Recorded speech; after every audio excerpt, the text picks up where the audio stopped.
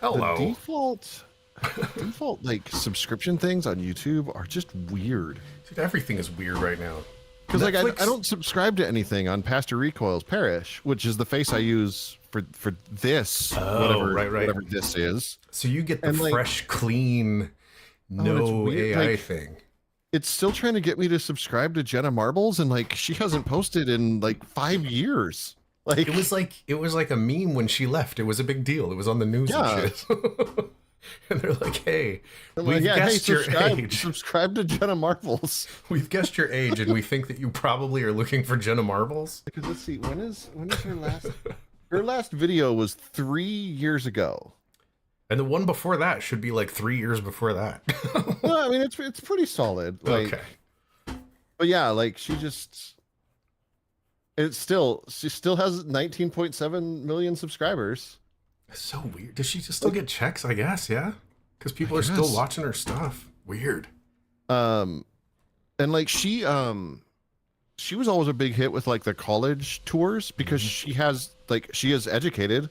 So like she's a content creator who people would know, and she also has a degree, which means the universities liked her. Oh, yeah. And then she had a couple of questionable run-ins with things, right? What happened with her? Wasn't that the thing? If I remember right, people basically found like ancient videos of her and were like, Jenna Marbles is a problem, and it was 15 years ago. Yeah, like, but she was just like, fine, I'm out. Yeah, she was like, I don't want to deal with that, and I've been wanting to quit for a while, so deuces, I'm out. Like, yeah, and it just hit me after all these years that she's still probably making about the same amount of money. She could be. Weird. But like she, because she started out with like the whole angry pick-me girl vibe. Like, I'm a girl who likes sports because I work for Barstool, and then all the like how to trick guys into thinking you're pretty and like that era of videos. Shoot. And then she just turned into like a dog and plant mom YouTuber who just did weird stuff, and it was awesome. Like I was there for it. Very odd. YouTube is going through another growing change. Yeah, I know there's who want me to subscribe to Chris Brown? You. Who do they think you are? Like, also, I like to point out that like Chris Brown and Rihanna are right next to each other, and I feel like that's just inappropriate. Yeah, that really is questionable, isn't it? Out of all the people to choose, there's literally billions of people on this planet, and you could have put any of them together. Yeah, that was a lot of these folk I've not heard of. They want me to subscribe to Kitchen Nightmares. That one tracks. Although I'm kind of over like. I still watch Hell's Kitchen for some reason, but like I don't watch. Hi, by the way, everybody. Oh yeah, Barleezy, what's shaking? Oh yeah, hi. We just kind of started talking. It's been a week. I was distracted. I am. Hi, Barleezy. I'm at the end of week 2 of a 6-week medication taper. I'm sorry. Wow. Okay. Yeah, and tomorrow is officially the first day where I will not be taking the medication. Dude, that's a lot. Like, yeah, this is one of those that if you stop taking, you want to die. So is it like a replacey thing, or are you just trying to like get off of that one? I am coming off of it. So what it does is make your dopamine last longer. Okay. So when you're depressed and have no dopamine, it's really nice because it gives you dopamine. But if your brain starts creating enough dopamine, you get too much dopamine. And when you get too much dopamine, you end up in mania land. And so you've been going a bit into mania land. I think I've been flying a little too close to the sun. Yeah, and so that you do not Icarus. Yeah, yeah. Okay. But I'm not gonna lie. I mean, it was basically like doing cocaine first thing in the morning. Like it's amphetamine, right? It is literally an amphetamine. That is literally how the 80s worked. Right. I mean, if it worked for the 80s. And all I'm going to say is, after having done amphetamines every morning for the last 3 years or something, I don't know how the fuck you all do this. Oh my God. It is surprisingly difficult to be awake for a whole day. Okay. Hence my second round of coffee for the day. Oof. I'm just looking at these games, and none of them just sound good. Yeah. Yeah, we're kind of in a game pit at the moment. I have been enjoying my replay of Cyberpunk, though. I'm not gonna lie. Nice. Very nice. They've a lot of the jankiness from the original, which didn't really bother me a whole lot. They have fixed. It's a pretty solid game now. Now, was that like a? Do you do it for the freeze, or do you have to pay for a DLC for that one? No. Well, okay. All of the updates are free, but there is DLC. I don't know if you have to pay for it or not, though. Oh, okay. I see the Phantom Liberty DLC. I'll throw that in my list because I couldn't like. It was just janky enough that I just couldn't really get into it. That's fair. I didn't have a whole lot of problems with it. Like, I didn't have the horrible issues that everybody else seems to have. Yeah. Well, that and the other part that frustrated me is like CD Projekt Red just seems to like not get Cyberpunk. Yeah. That's more of a general issue. Yeah. And I'll say that it has grown, right? They have a good foundation in a world there now. When I played through it the first time, it felt a little janky, right? The world felt janky, like not necessarily like a specific thing. Yeah, it wasn't quite. Yeah, but now it feels more like you're in another universe doing a thing, and like it is always tough for me because I was always more on the like Shadowrun side than the Cyberpunk side. Like that was right. That was the vibe that I was more used to. So it was much more like icky. That's fair. It's kind of like Cyberpunk's. It's just dirtier in Cyberpunk. Yeah. Yeah. Like exploring the same themes, just from the bottom up, I guess. Yeah. And they so imagine imagine Shadowrun if instead of trolls and goblins and things, you had corpos and it's like the same thing but different. So without the fantasy side of things. Yeah, the Cyberpunk streams. I forgot all about those. Oh yeah. That was a thing that I actually did for a little while. So how's the school thing been going, or what have you been doing? What's happening? Class is done. I've still got like 30 pages to write. I've got one paper to write. It's basically like it's a paper that's basically practice for my like real paper. Gotcha. Like do an interview, like do a couple interviews, like take all the stuff together, like analyze it, interpret it, and then write about it, which is good. Like that's good practice to have since we're getting, mighty close to that time. Yeah. So that's one. The other one is kind of it's talking about like the public aspects of what like ministry is, kind of like in what way is the pastor's job to offer like a prophetic critique. And the paper on that is going to be I'm going to tie in a theology of hope, kind of the idea that like one of the foundational things of Christian thinking is that there is hope for something more, and like that we are a part of that coming into our world, and then tying that to Christian nationalism as a thing that would prefer there not be like we don't need a better world because we can make it here ourselves. Oh, gotcha. From that light, and very much like using language of religion to, well, it's basically like using the Marx version of religion that he was critiquing. Like religion is the thing you use to keep the masses stoned and happy. Right. Oh yeah, you, very well done. I keep forgetting. Actually, I'm going to do it right now.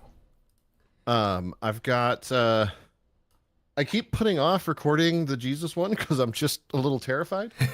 Let's see. What's up, man? How are you doing?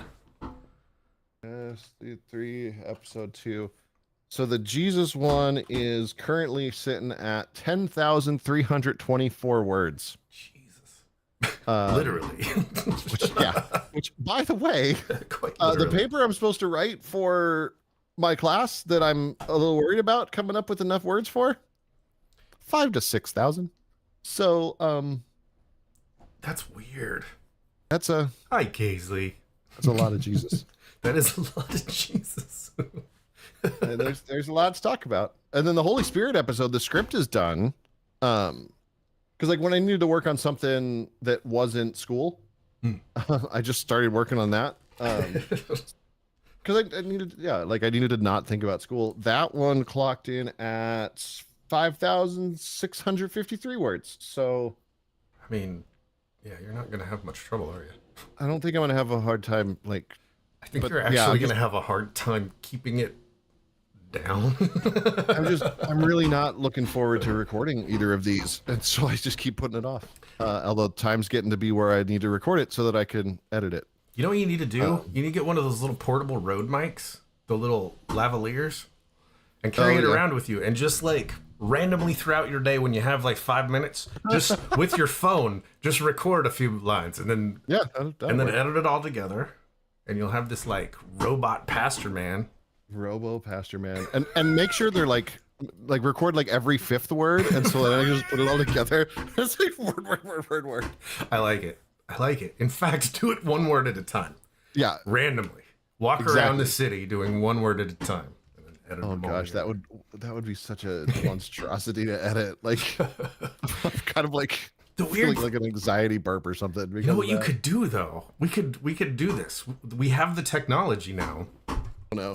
We could take your videos, right, and edit them by word, and put them into like a data store, and then have it so that when you just type it, it just generates pastor videos. for you. So what you're saying is we need to create an AI model of me, Yes. and then just use that AI to put out, for instance, an 1.5 hour long comedy special. Which my own estate can then sue somebody for. I mean, we have always said that you are the internet's pastor. So why don't we just actually make that real? Just put me on the internet. You know what's weird? Oh, you know what's weird? I mean, I'm sure there's enough of me on the internet to like We make a could baseline. probably do. Although, between this, yeah. Although between here's the this question. and Here's the question. Out of all of that that's on the internet that is you, how much of that is really you now? right, that's the hard part. Like, which me is me? Because we could put together a transmissions from the bunker version of you, but that would not be you. Right, that would that version of me is kind of racist. Yeah. Like, Yeah, a little bit. I mean, a little race. I mean, we're all. It's a little more racist, a little more sexist, a little more ageist. It's a little more everything, right? right, because it's just like turned up to like. I mean, I wouldn't even say 11. It's turned up to like 15. Because that was the bunker, right? Like that was the era of the like vaguely edginess. That was. Did we do that? We didn't do it. I don't think. We didn't do it on purpose. Like, yes, we absolutely did that, and but like, so cringe, dude. I don't think it was it wasn't on purpose. It was just like what you did because it was like 2010s. Yeah, I've realized something about the generational difference between like you and I and younger people. There is a thing. They missed the era in which Dane Cook was funny for like 30 seconds. I was gonna say, did we all miss that? Because I don't remember that happening. No, there was like 30 seconds where everyone thought Dane Cook was funny, and then they realized none of the jokes were his. He's really not. So like, the younger generation is really tied up in this idea of not being cringe. Like that's what they think is bad. Is like. If it's so cringy, and that's terrifying to them to be cringe, and we just like bathe in it. We are cringe. Like, our entire life is cringe. We say lol unironically. in public. Exactly. I have literally at parties said Rafflemow.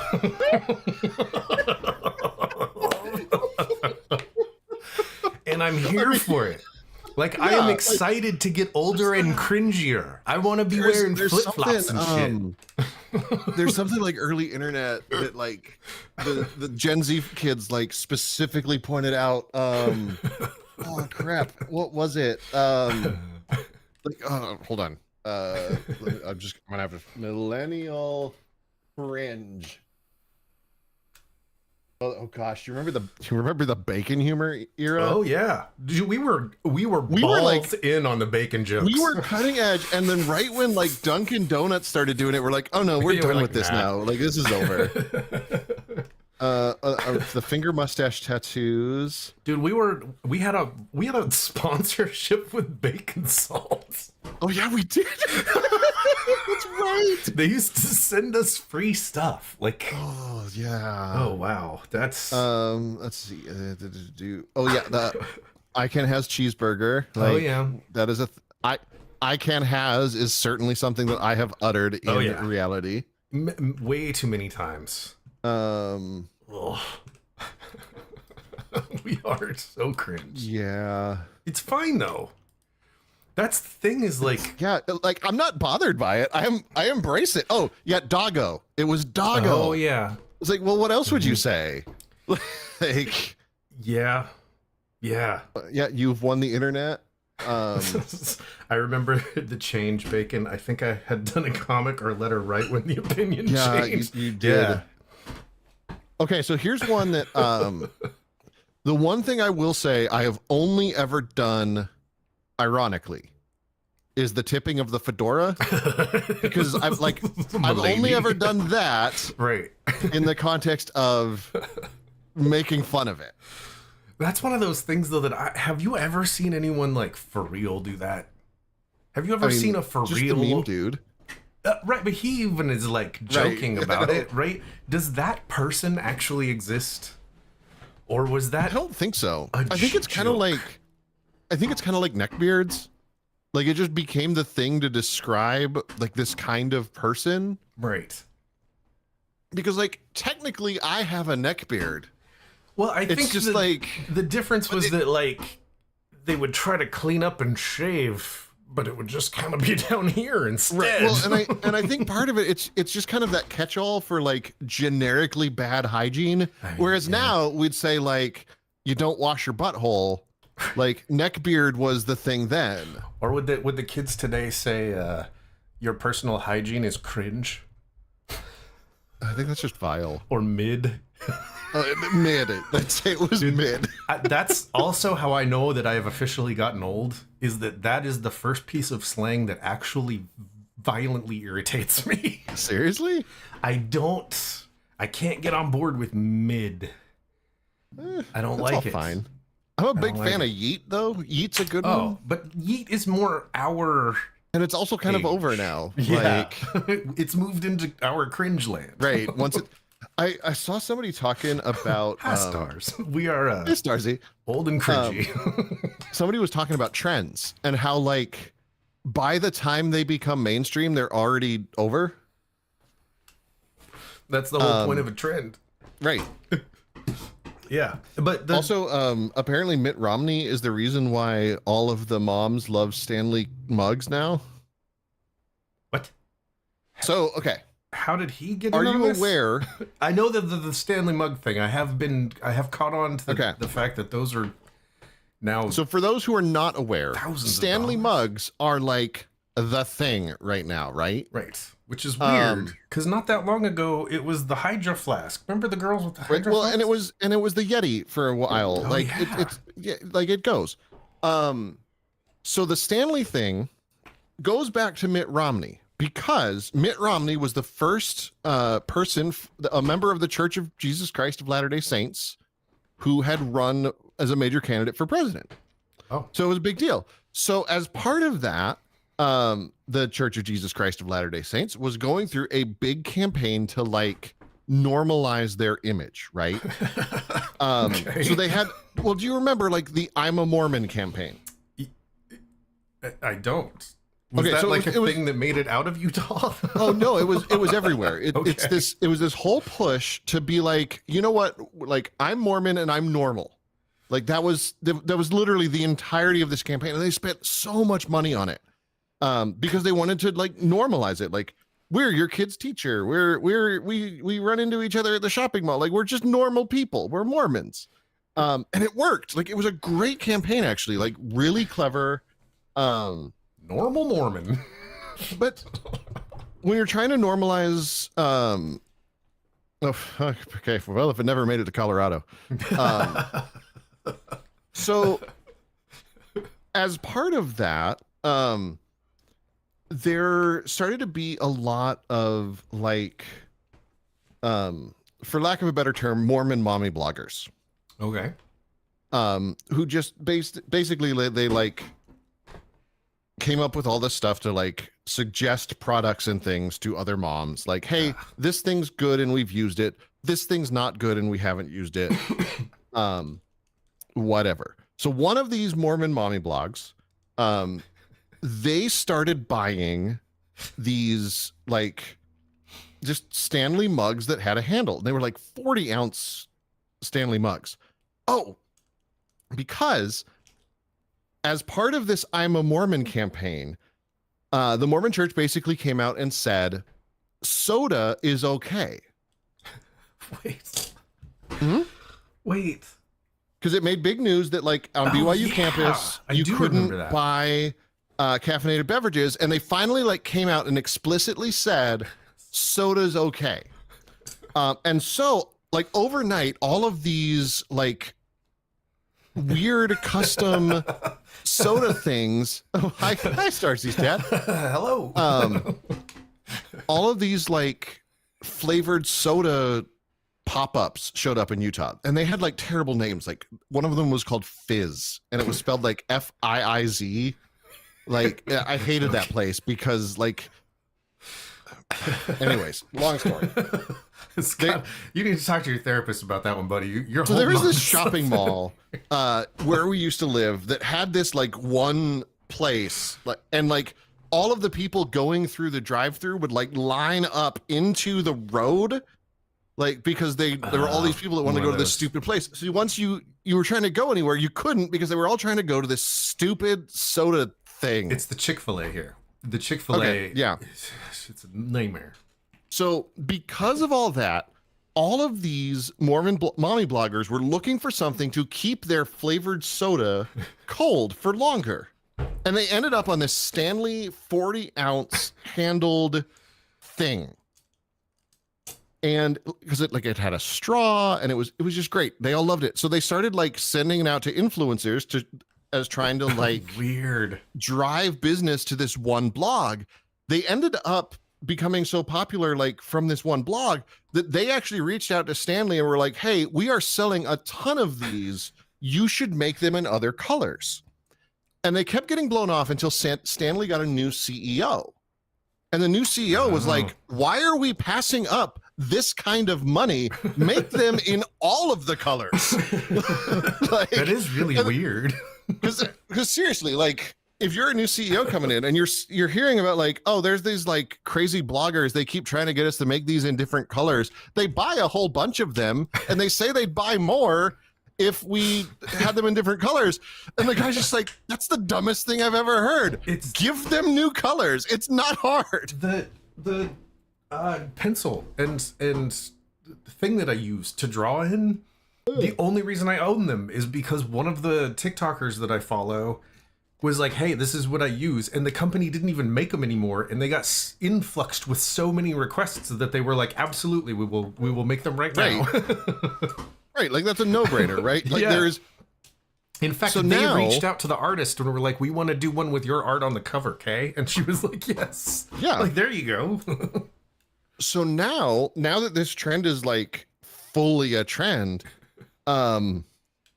it's almost certain that it's going to die. Cause like, what do you do when you like, what are you going to do? Like, I order a new coffee mug, like maybe once a year, every other year, because like I use mine every day. Like it gets gross. Yeah.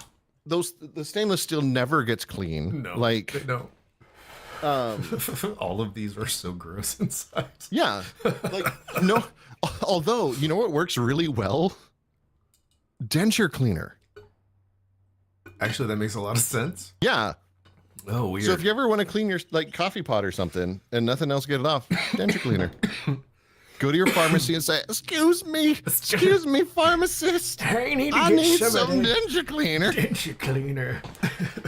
But yeah, and I think you're right too, Tall. Trends do happen more because of the reach of social media. The weird Like, thing is they don't go as big.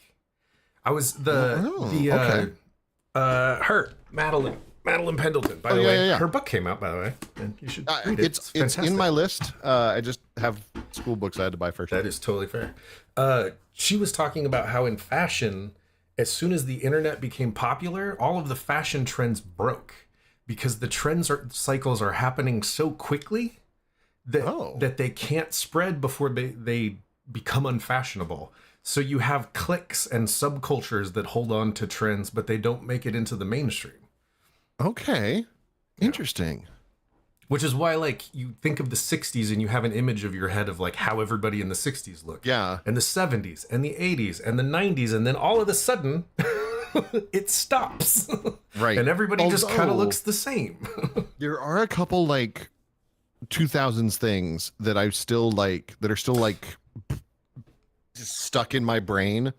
And it's the spaghetti strap shirt. I would the, say, like, altogether too low-rise jeans. That is, I will say that I know exactly what you're talking about, and I contend that is fallout from the 90s. That was the death of the 90s. Okay. No, yeah, I can see that. I can then see that. As that was trailing into nothing, everything just kind of washed away. Now we just kind of end up with... Oh, no, dude, Jinko jeans are coming back. Yeah, Jinko jeans are... That's like a thing now. Low-rise jeans tried to come back. They tried. But it was just like... nobody was willing to go low enough. Oh my God, Barlazy, that's horrifying. Scaring me. And I'm really sad because I actually really liked the low-rise jeans trend. I thought it was a really good one. Did you just like looking at the ladies with their almost privates? No. That's gross. That's gross and disgusting, sir. As James Dean once said, why would I go my entire life with one hand tied behind my back? Oh. So what are you doing other than... Oh gosh, what am I doing? This whole, like when you're not in the office for a while, then it's just like anytime you're gone, like that first week back is just like a nightmare. Yeah, because you're just catching up from all of the things. Forever. Yes, it's a Playboy. Yes, Playboy bunny. The Playboy bunny tan marker. Yeah, or the little the lips. That was another one that was popular. Yeah. Yep. Yeah, actually, you know what? We do have a trend that I think is going to refine to a very specific place and time. Face tattoos. Okay. Or do you think they'll normalize and we'll see more of it? I see more of it, but I don't know if it's going to stop. So I think about like Post Malone, right? Who looks like he should just be like sweating in the back of a Denny's. He looks like a 5th grade desk. But in the back of a like he looks like a line cook at a Denny's. Oh yeah, absolutely. And For sure. But at the same time, it's like part of the whole like appeal of a face tattoo, right? Was that you couldn't it was inappropriate, right? Right. But is it? Yeah, I don't know. And I don't think that's the thing. Like, now that this has become normalized, I think it's going to be a thing. Because there's still you still occasionally get I was talking to some folk at church about tattoos. and they are. Oh my sweet heavens! It's a Raj. It's a Raj. I feel like we're seeing a cryptid. I know. I mean, I haven't seen Wow. pictures. He might still be as hairy enough to be a cryptid. That's true.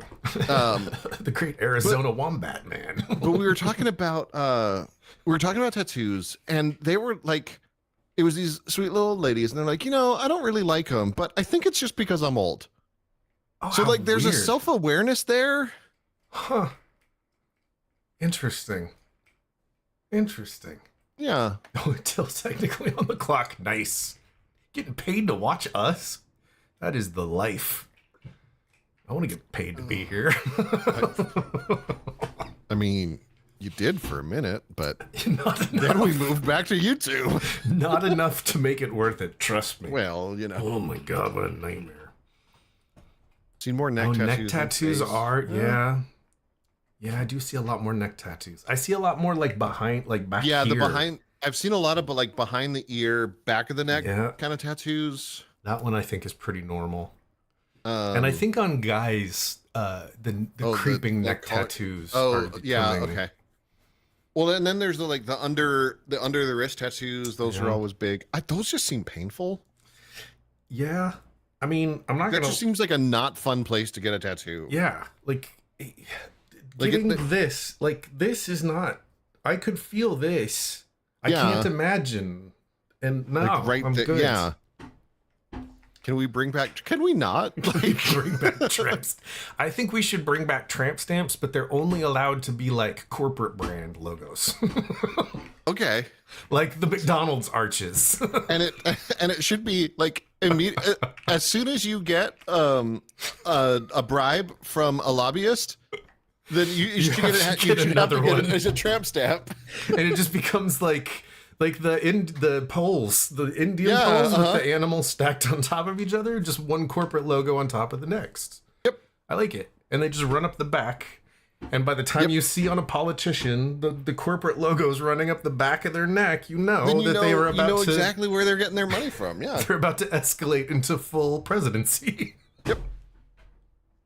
And That'd be become fun. I their like this final plan. form. Sang, This what's plan up? a lot. I like it. Hey, Sang. I do.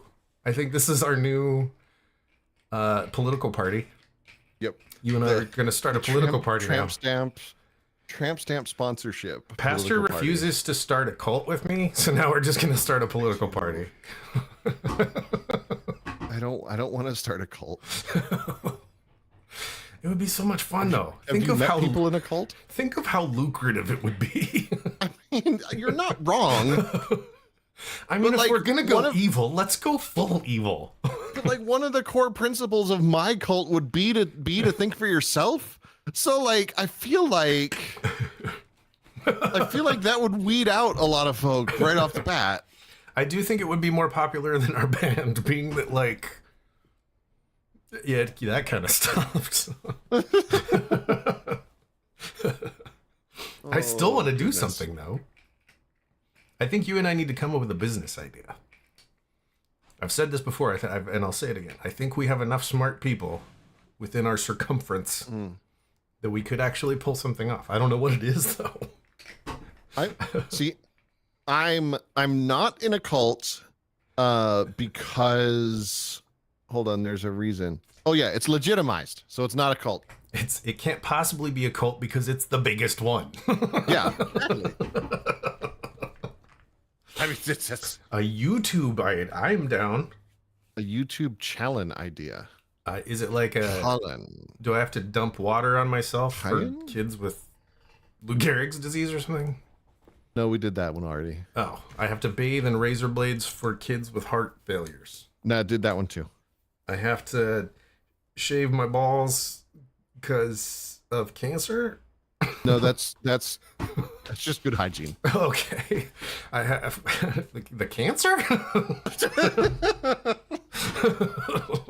I don't know about that. Oh, YouTube channel idea. Oh, a YouTube Okay. channel. Okay. Gaming historian or professor of rock for some ideas of where I'm going. Oh, okay. Why am I so tired? I don't know. I'm with you though. It has been a week. It has been a week. I bought this thing. I'm gonna have to figure out some way to show you guys at some point. Oh, look at there. Ooh. It is the beginning. Oh, well, shit. Hold on. I think you just unplugged your camera. I didn't do anything. I don't know what you're talking about. Anyway, that's the beginning of something here. Okay. I got a D-Fam, my Moog baby D-Fam. I got a Behringer Moog Crave, and I got a Moog Mavis down here. She got 2 Moogs. And Yes. and a Goom. Moog, and one of them's a D-Fam. Now I'm speaking in tongues. This is my religion. Synthesizers. Oh, Raj, your whole household finally got COVID. That's no fun. Oh, man. I mean, at least you all did it at the same time. A whole ass is something you can get at a butcher shop. A whole ass would be expensive. It would be much easier to go halvesies and like split an ass with someone. It depends on what kind of animal it is. Like, I mean, if you're talking about like a cow's ass, then yeah, you want to go halvesies. Of course. You can't eat a whole cow ass anyway. But if you're like... It's dope. I love it. It's so amazing. Oh, man. That was good until you phrased it like that. The Behringer's releasing a ripoff of it this year, supposedly. I just don't like giving them money. I know. Yeah, you gotta cook the pork. But the cut pork butt is from the shoulder. Wait, what? Is it? What? Is that real? Are you doing this? I'm pretty sure that saying pork is just tries to get my Google history to be weird. Pork butt versus pork butt is a cut of meat that comes from the pig's shoulder. What? So if I wanted a pork butt, like the actual gluteus maximus of a pork, but what would I ask for? Butcher boy. Yeah, like what is an actual pork butt then? What is a pork butt called? Cuts of pork. Oh, that would be a ham, sir. Oh. God, I'm an idiot. Leg or ham. Hock is that's the shank. kneecap, right? Or that's technically the knee and the ankle. What? Huh. For a brief moment, my happy dopamine videos on YouTube were not slaughtered, but like butcher videos where they would like break an animal down. I don't know why that was so fascinating to me. So shank, that is cow, and it's the leg. I think you can get pork shank. Can you? Oh, can you? I think it's and then like back knuckle. Pork knuckle? Yeah, it's like the knuckle of the back leg where the knee and the ankle are, I think. Huh. I don't know. Look, the only reason I question everything you say is because like half of what you say is half? That's charitable, sir. But see, that's the thing is like, if it was more than half, then I would just not trust it. Right? I would just assume that it was wrong. You are very good at striking the balance of like spouting just enough nonsense for us to trust you occasionally, but just enough truthfulness that I don't know. I mean, if I can trust. He was in intelligence. Like, how do we know he's not still? This could be like is this just are you an industry plant? What is the industry? I don't know. It doesn't matter. I think he's here to cause disruption in our ranks to keep us from unifying. God, my and chew bubblegum. And chew bubblegum. And he's all out of bubblegum. All out of bubblegum. If you look up B2. Why? That would. I know what that's for. I don't know what that's for, but I know what it does. Also, what kind of monster doesn't sort their list? Like, sort your list, dude. Like, that's what I see. When I see that false there, just sort. Also, it's wrong, but sort your list. Like, that syntax is wrong, sir. You are exactly the person that I out of everyone I know, there are 2 people on this planet that if someone came to me and said, "Do you know anyone that has strong opinions about Excel?" I would be like, oddly enough, I know 2. Wait, who's the other one? The other one is a business development guy that I used to work with. Still just, yeah, like, what kind of monster doesn't sort your list? Like, sort your list. See, when I see that, it hurts my brain because that's not a functional language, but it's written like it's a functional language. Anyway. I mean, well, yeah, because it's not really like a language. I mean, it is, but it's not really. Yeah. It looks like you're trying to call a function, but there's no function because it's the equals would be the function. I don't know. Well, I mean, the equals is supposed to go first because the equals is like the sign for I'm going to put in a formula now. Right. So the equals would go first. The VLOOKUP is a vertical lookup.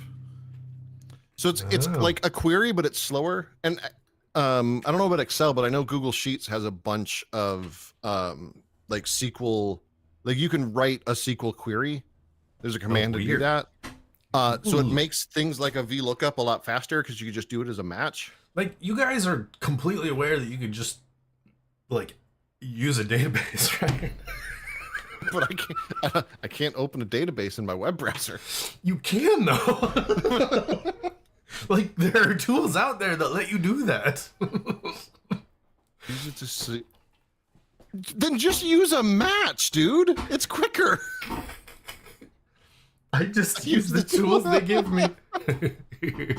Look, that's a man out for my own heart right there.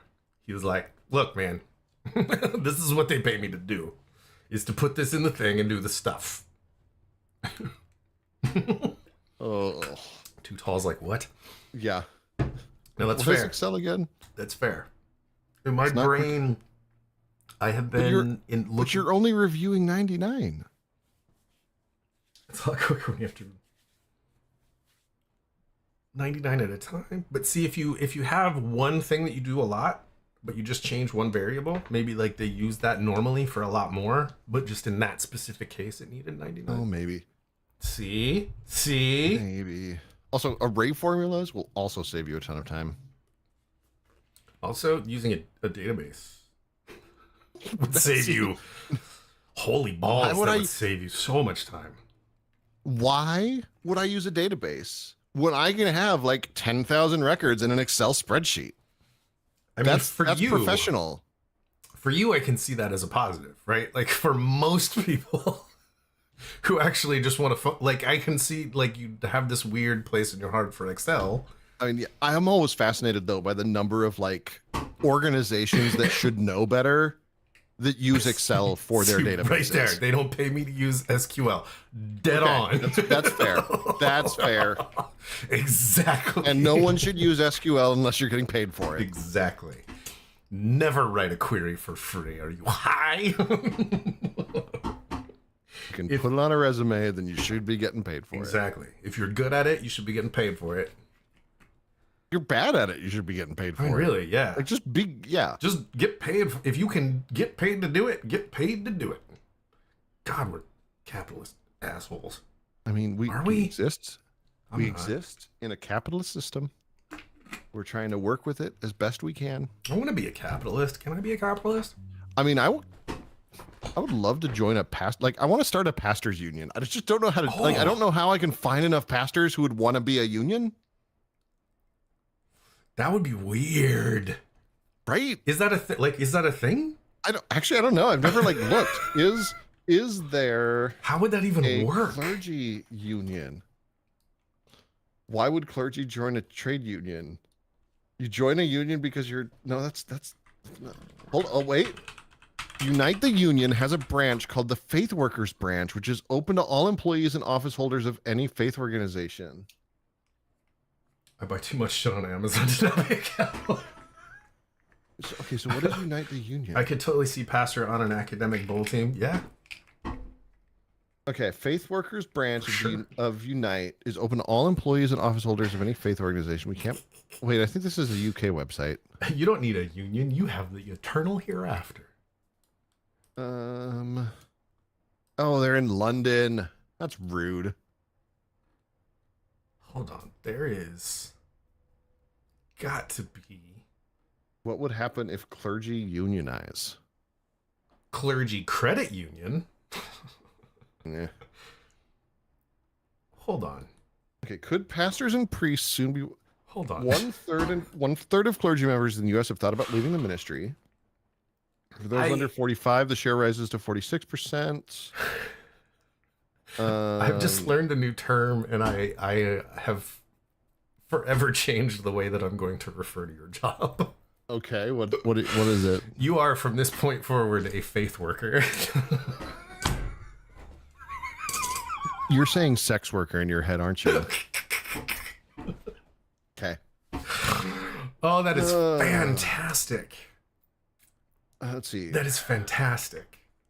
A faith worker? Systems problems laid bare by COVID, such as sexism, racism, political division, classism, and homophobia. When pastors attempt to address these issues in light of the gospel, their efforts are often met with bullying and threats of removal. People nowadays expect and demand a quick response if they contact you, and there are some people who seem to feel free to express their anger to clergy in a way that they would never do to someone else. Oh yeah, this is talking about Unite the Union, and it's this UK organization which doesn't do anything to help me. I do arguably promise a happy ending. In 1968, Martin Luther King Jr. called for churches to stop talking so much about religion and start doing something about it. Yeah, and you know what the white folk did? Including fighting the evils of the monopoly capitalism. Yeah, like they were cool with Martin Luther King Jr. talking about, like, you know, civil rights for race, but as soon as he started talking about the poor, it was like, Yeah, he can't touch the actual problem.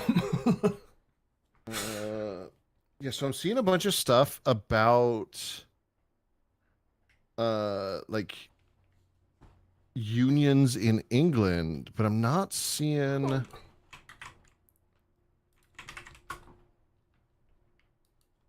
hold on. Do they have okay, there's see now I'm in a rabbit hole. Now we have to find out.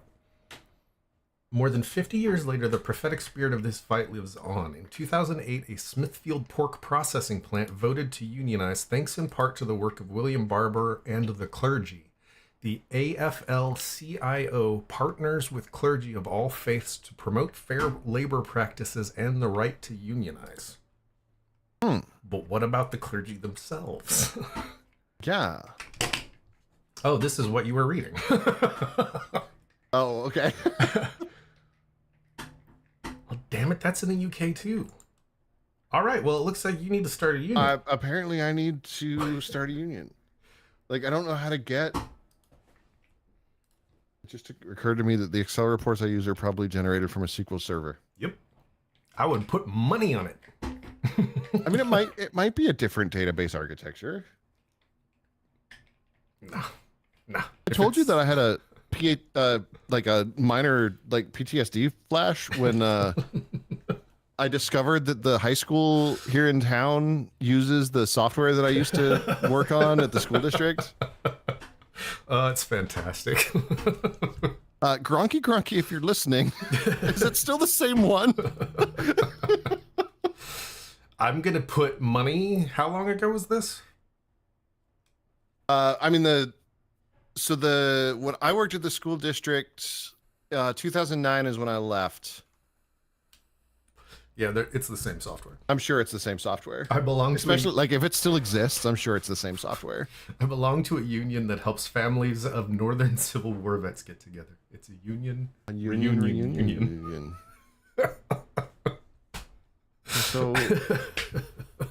So unite the union. Like, what do I do if I'm in the U.S.? How about this? I want to start a union. Let's go ask ChatGPT. You don't care. Like, it's not. Why should clergy join a trade union? That's not helpful. Can clergy join a union? Yes, clergy members can join a union in some cases, but it depends on the jurisdiction and the specific religious organization's policies. In the United States, for example, the National Labor Relations Act generally excludes religious institutions from its provisions, making it more challenging for clergy members to unionize. However, there's the first problem. Yes. However, some religious groups have their own internal mechanisms for addressing labor-related concerns. It's essentially to check the specific laws and it's essential to check the specific law. So if I want to start a union, I need to start my own. Yeah. So basically. Oh wait. So clergy in Canada are unionizing. That's Canada, though. They get everything. What is Unifor?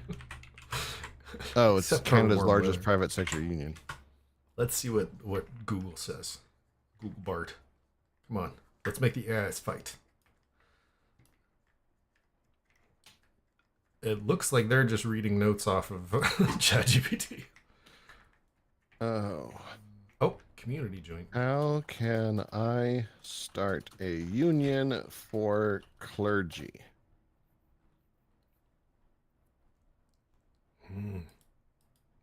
Gauge support and gather interest.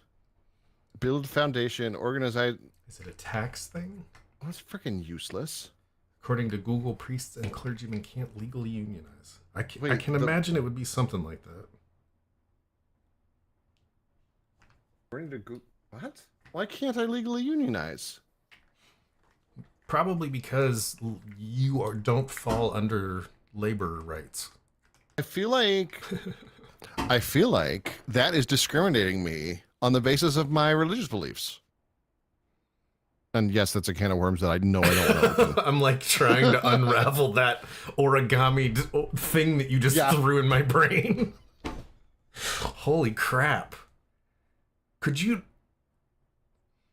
Ouroboros the US government by doing that? It would just consume itself. That would be interesting. Okay, so National Labor Relations But the Act, people that work clergy. in the church building can't. Although the NLRB has traditionally assumed jurisdiction over all religious organizations, where'd it go? Does the NLRA apply to religious organizations? Okay, the act was designed to apply to only those employment relationships that affect commerce. Oh, see, there's where it gets tricky. Because technically nothing that happens with you is commerce, right? But religious organizations do not fit within any of the 8 exempt categories. Wow. All right. So the National Labor Relations Board has held that such organizations are covered by the act, at least to the extent that they are engaged in some proprietary activity affecting commerce. Oh, Raj, are you still here? Sorry. If you're still here, I have something for you. Hold on. If the employer okay, so a number of religious organizations have challenged the constitutionality of National Labor Relations Board determinations. As a leading case, the U.S. Supreme Court was faced with the issue of whether lay teachers in church-operated schools were under the jurisdiction of the NLRB. The court found that neither the language nor the legislative history of the National Labor Relations Act disclosed an affirmative intention that the NLRB have such jurisdiction over churches. But it's not clear. Which synoid are you a part of? I'm sorry, what now? Which synoid are you a part of? Do you mean synod? Yes, that. I don't know what that I'm word is. not. Okay. I don't know what that means. What are you looking at? There is a Lutheran Church Missouri Synod. Okay, yeah, I'm not that one. Okay. Association of Free Lutheran Congregations. AFLC. Oh, I'm Lutheran Congregations in Mission for Christ and North American Lutheran Church. Holy bones. Lutheran World Foundation. No, they're a charitable organization. World Council of Churches. That's the big one.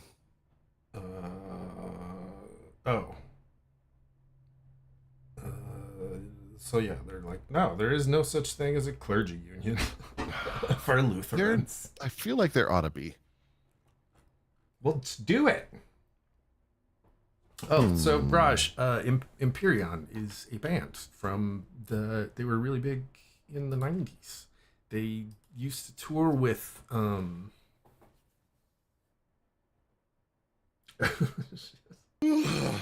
Prodigy and stuff. Anyway, the Prodigy. Prodigy, their Facebook page. I know you're not really a Facebook person, but they're doing a remix competition for a song, and there's a month to remix it, and you should go do it. Missouri Synod is the they're the second most conservative flavor of Lutheran. Oh, the Missoula, Montana is the first one. Close. Fuckers. It's Wisconsin. Oh, okay. But it's cool. Missoula, Montana is. Yeah. Yes. There's if you sign up to be a part of the remix competition, you get added to a Facebook group chat with a whole bunch of musicians that are probably ones you may have heard of. It's been really overwhelming the last couple of days. Anyway, yeah, just thought might be. I also picked up Ableton, and I love it. Earth Final Conflict. And I got one of these things, and I love it.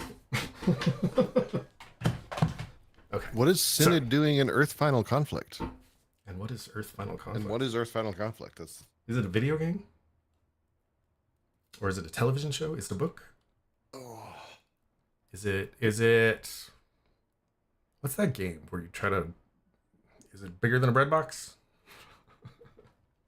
Is it smaller than a baby's arm? Is it deeper than the ocean? Your Guitar Center credit was denied? Holy cow. Well, why would you get Guitar Center credit? Like, yeah, don't do that. I did that. That was bad. Oh, it's a Gene Roddenberry show?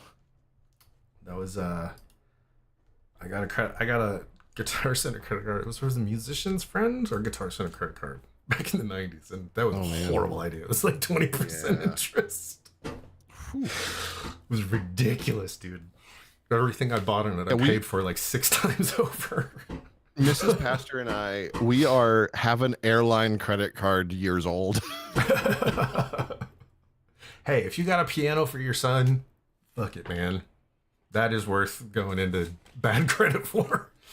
Okay, so after the cancellation of Star Trek in 1969, Gene Roddenberry started working on other projects. He began early planning for a project called Battleground Earth, a science fiction series set in the near future where a group of aliens land on Earth under banner of peace. They expressed interest in producing a pilot, but Roddenberry's busy schedule prevented it. When the order for the pilot came in, he was in England filming a TV movie, which was followed by work on the Star Trek films, later Star Trek The Next Generation. When he died in 91, Battleground Earth had yet to be produced. In the mid-90s, Roddenberry's widow, Majel Barrett Roddenberry, began to develop the project. It went into production with Tribune Entertainment and renamed Earth Final Conflict to avoid confusion with the film Battlefield Earth, which was great, and released around the same time. The success of the show led to the development of one other posthumous Roddenberry project, Andromeda. Oh, it also with Kevin Sorbo. It also. Why did you throw that at me? Just to ruin your day. Things were going so well, and then you had to put Kevin Sorbo's face in my skull. You're welcome. Alien versus Predator. It sounds like V. V. Oh yeah, I remember V. And there was the remake with what's her name? Yeah, her. Miss Piggy. Right? Yeah, that's the one. 2009? Yeah, 2009. Marina Baccarin. Baccarin? Oh, yeah. I don't actually know how to say her name. Marina Baccarin. Marina Baccarin. Yes, exactly like that. Good old, what's her name? Good old stuffing butt. What? In the butt. I need water. Yeah, let's take a break. Yes, we'll be right back. In a minute with in the meantime, if you were okay, here's a good one. Okay. Because it's Kevin Sorbo related. Oh, great. Damn it, there's the space again. Who is your favorite actor who turned out to be a horrible person? Yes, actually. Who is your favorite actor that turned out to be a horrible person? How about let's rephrase that. Who was an actor or act person that I was using actor as the generic, but sure. Okay. You sexist fuck you. Sorry.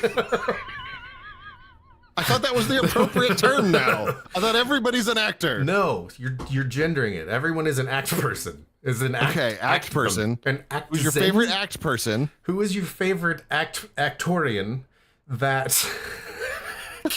let's Ronald do Reagan, that. the president? Isn't the line actually Ronald Reagan the actor? The actor? Yes. Who is a person that you really loved and that turned out to be not someone that you loved and that hurt the most? Because it's happened a lot. Like, what's the one that stung that really still has the dagger in deep? And whenever it comes up, it still twists a little bit, and you're like, damn it.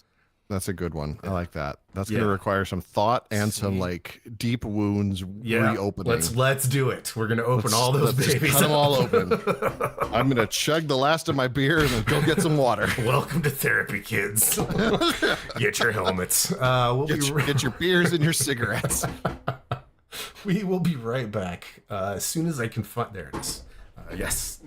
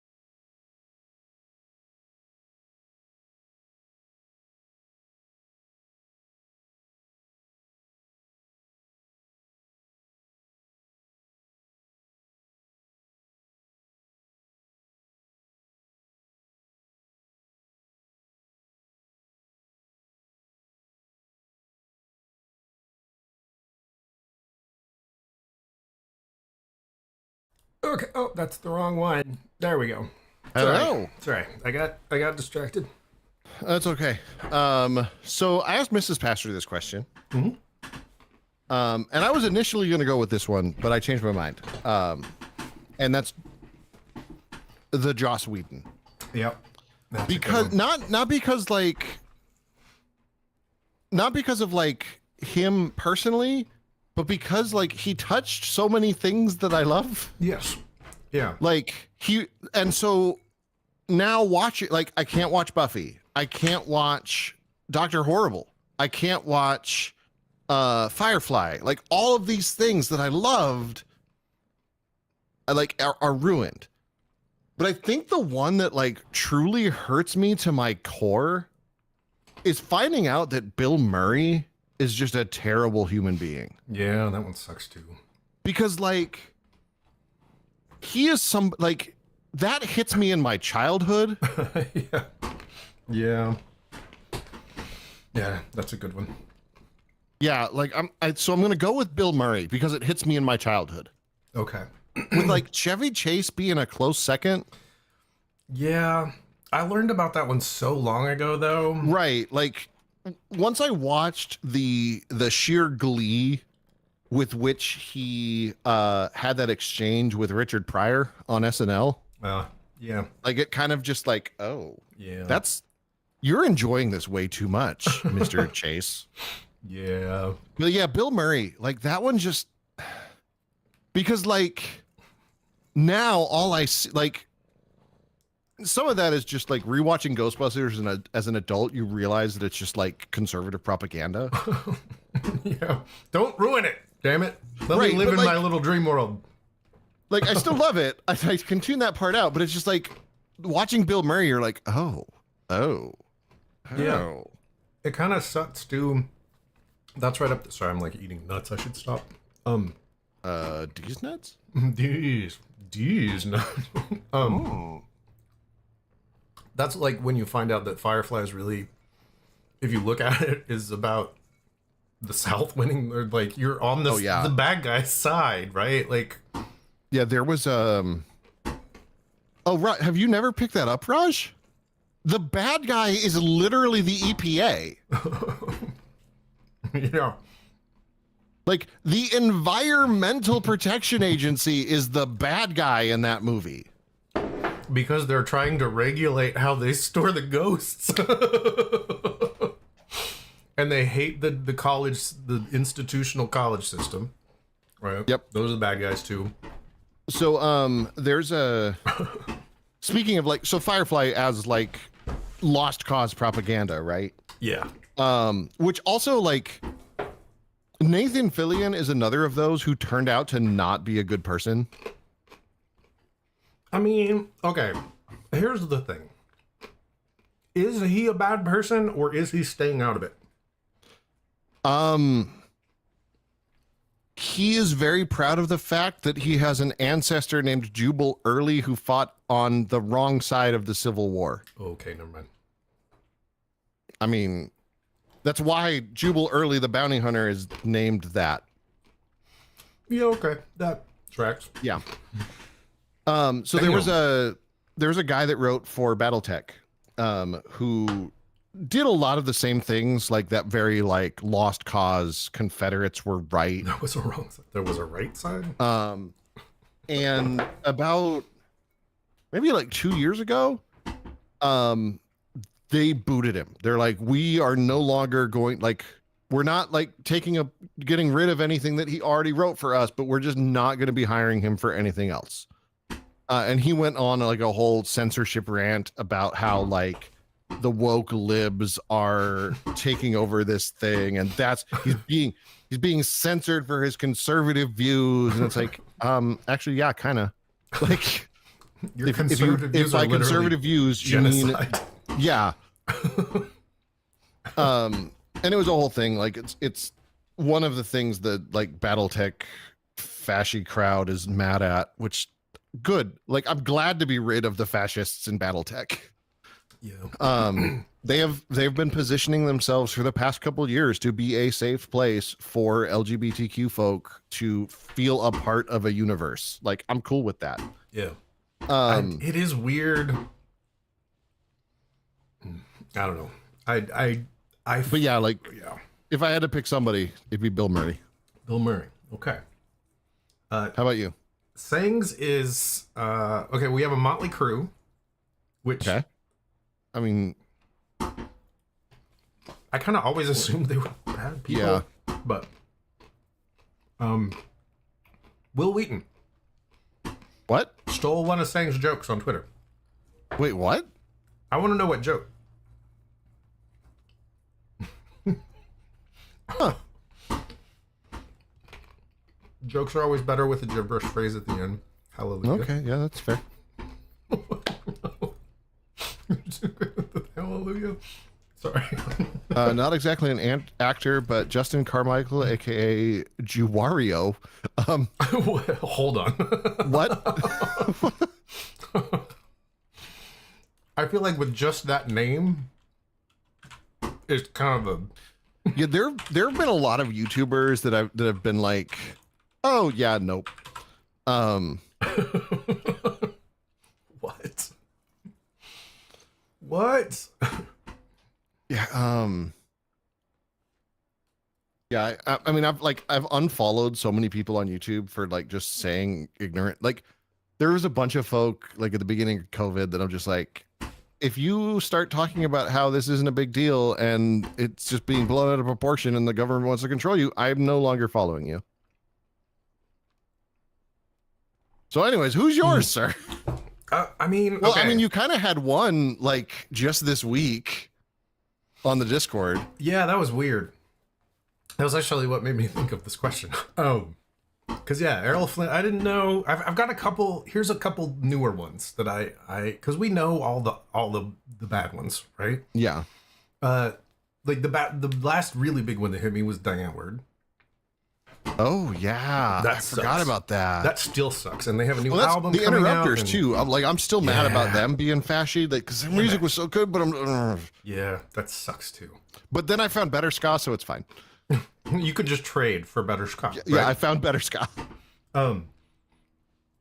So that bothered me, and that sucks, and it sucks so bad because they're so good, and I liked what they were doing. Yeah. That one pisses me off. Damn it. Okay. Errol Flynn was the one I learned about on Discord. Yep. And his was a lot. There's stuff I didn't even know in there. I still, here's the thing. I still have some questions about that because There was enough that happened when he was alive, though. here's the problem. There was like a known thing in Hollywood that quite a few people were out to get him because he was very openly bisexual. And they didn't like that. So I have a hard time because I don't know like how much of that is real and how much of that is like Right. queer people rape kids, right? Yeah. But it wasn't like Although it's some of not the a stuff I stretch. saw. Like, it wasn't kids. It was just like Right. Like, it wasn't kids. yeah. Like, I just mean like in general, well, okay, yeah, gay equal bad thing, right? right. So yeah, that one stung a little bit just because I don't know. It's really hard to tell if stuff that old, like who's telling what and how much of it is Hollywood Yeah. bullshit and blah. So another one that got me here recently. Hold on, let me. The painter that painted all the Bob drippy, Ross? drippy elephants and clocks. Dolly? Yes, Salvador Dali. I always loved him. He was like my first interaction to that kind of like he was my first experience with that kind of art. Yeah. He's a horrible person. He died in 89? Yes. Yeah. What? Dali was a verb like outwardly fascist when being an outwardly fascist meant that you were fascist. Oh. Okay. Yeah. And like really bad. He hated women on a level that's like, if you start digging into it, it's bad. Oh, okay. like in a he was not right sort of way. Dolly, this is from his Wikipedia. Dolly's sexuality had a profound influence on his work. He stated that as a child, he saw a book with graphic illustrations of venereal diseases, and this provoked a lifelong disgust of female genitalia. Wow. Yeah, dude was wrong. And I have had it said to me, there's no reason to like Dolly when there were so many other amazing artists out there who were doing so much better.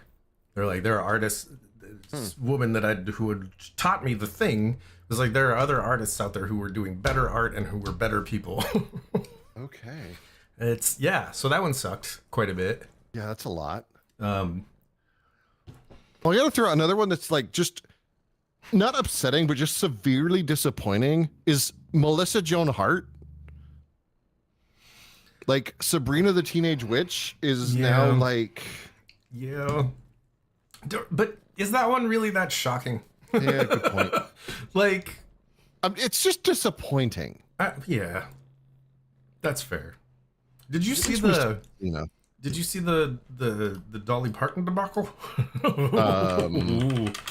I saw that somebody's kid was drunk and obstinate at Dolly Parton's like celebration thing.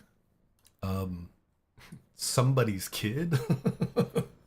Ellie King was performing on stage at the Grand Ole Opry, drunk. And like she's somebody's kid, right? I mean, I guess so. That's who I mean. Like, yeah, Rob Schneider. Oh, really? Yeah, she's Rob Schneider's kid. Oh, that actually makes a lot more sense now. Because, of course, Rob Schneider's kid would be a dickhead. I mean, the only thing that Rob Schneider ever did that was funny was, you can do it! So, like, his whole shtick was that he was a dickhead, right? Yeah. Yeah, Vince McMahon, everything, that dropped on the...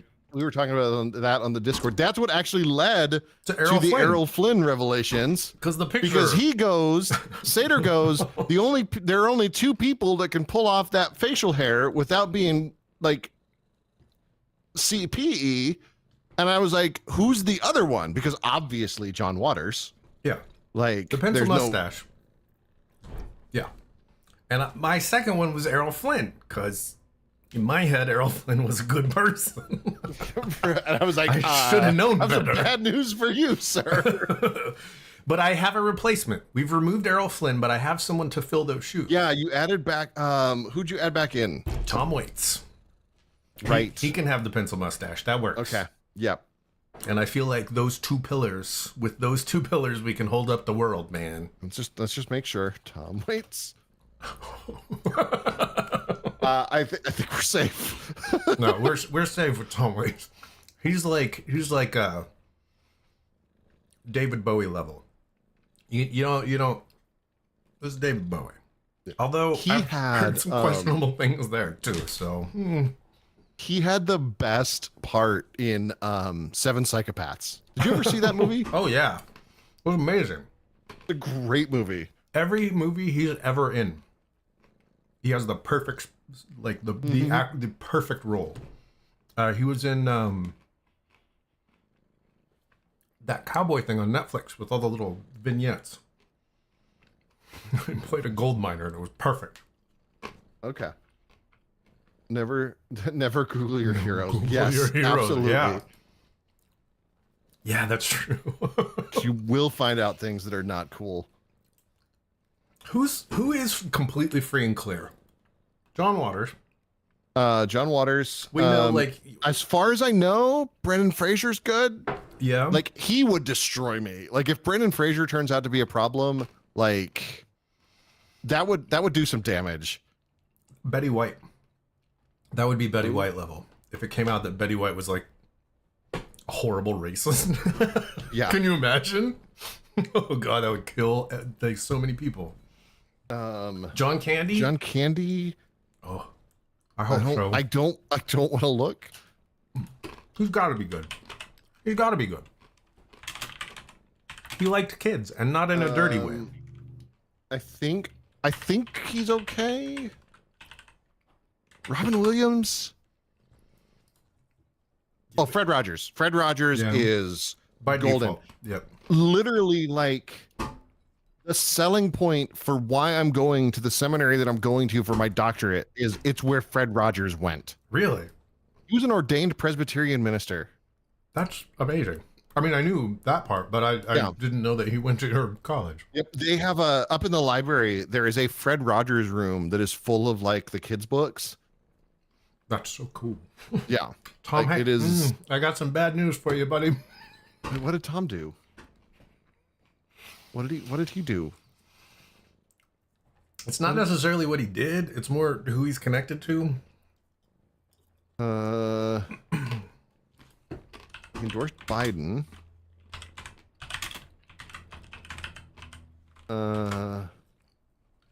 Who's he connected to? He's hold on.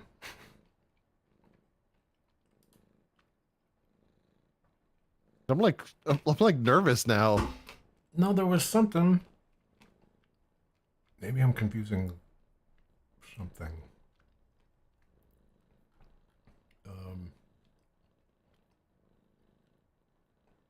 Never mind. Never mind. We're just gonna ignore everything that I said. Okay. Thank you. Thank you for that. Yeah. We'll let it slide for now. I'm not gonna destroy your dreams right now. Okay. Because I'm like I wouldn't like that. I wouldn't like that at all. So who else is free and clear? John Lovett? I don't know, man. I feel like John Lovett. I feel like there was controversy already with him, wasn't there? I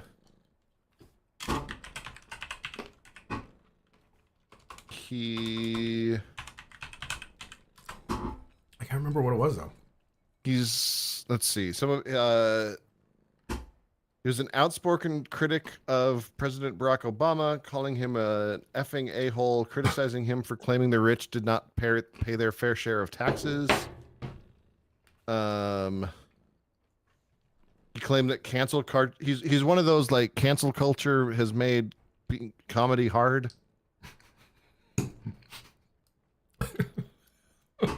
The white guy can't tell racist jokes anymore. Yeah, that's always what I kind of hear when I hear that. They won't let me make fun of women anymore. I always feel like I don't think there is anything. There's just something about Bo Burnham that just makes me uncomfortable.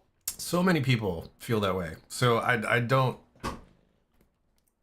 judge you for feeling that way about him, because he must have a vibe. I've heard more people than not say that they think that there's something weird going on there. Ooh, as far as I know, Springsteen's good. Is he free and clear? Like, if someone said to you, we just found out some horrible news about Bruce Springsteen, would you be like, nah, that's bullshit? Or would you be like, I mean, okay, if it was like, oh, Jim Varney. Jim Absolutely. Varney. Absolutely. Yeah. Oh, I love Jim Varney. Yeah. Well, I'm a little scared to go. I know. Actually, I was just on his Wikipedia page earlier this week, so I know it's okay. Okay. Why? He played the dulcimer? What? Dude, he had a love affair with the DeLorean. I love Jim Varney. Like, everything Ernest, I am all for. Absolutely. Bruce Willis, that one would suck. Just because it would suck, like. Yeah. Man, now I want to watch a whole bunch of Ernest movies. I was on his Wikipedia page earlier this week for completely unrelated reasons, and it gave me the same thought. I was like, I want to watch all of his movies again. He was just so good. Like, the scene, like, when he's mourning the mourning his missing turtle in Ernest Goes to Camp is heartbreaking. Ernest Goes to Jail. God, they were all so good.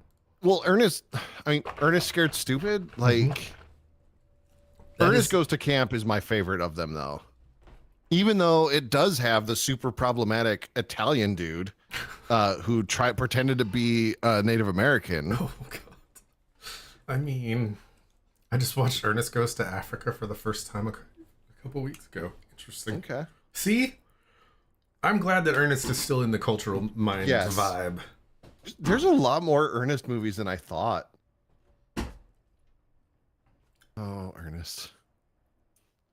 And that's and honestly, that's like what happens when you watch Ernest movies. You spend a lot of time going, "Oh, Ernest." Oh, Ernest. He sure is Ernest.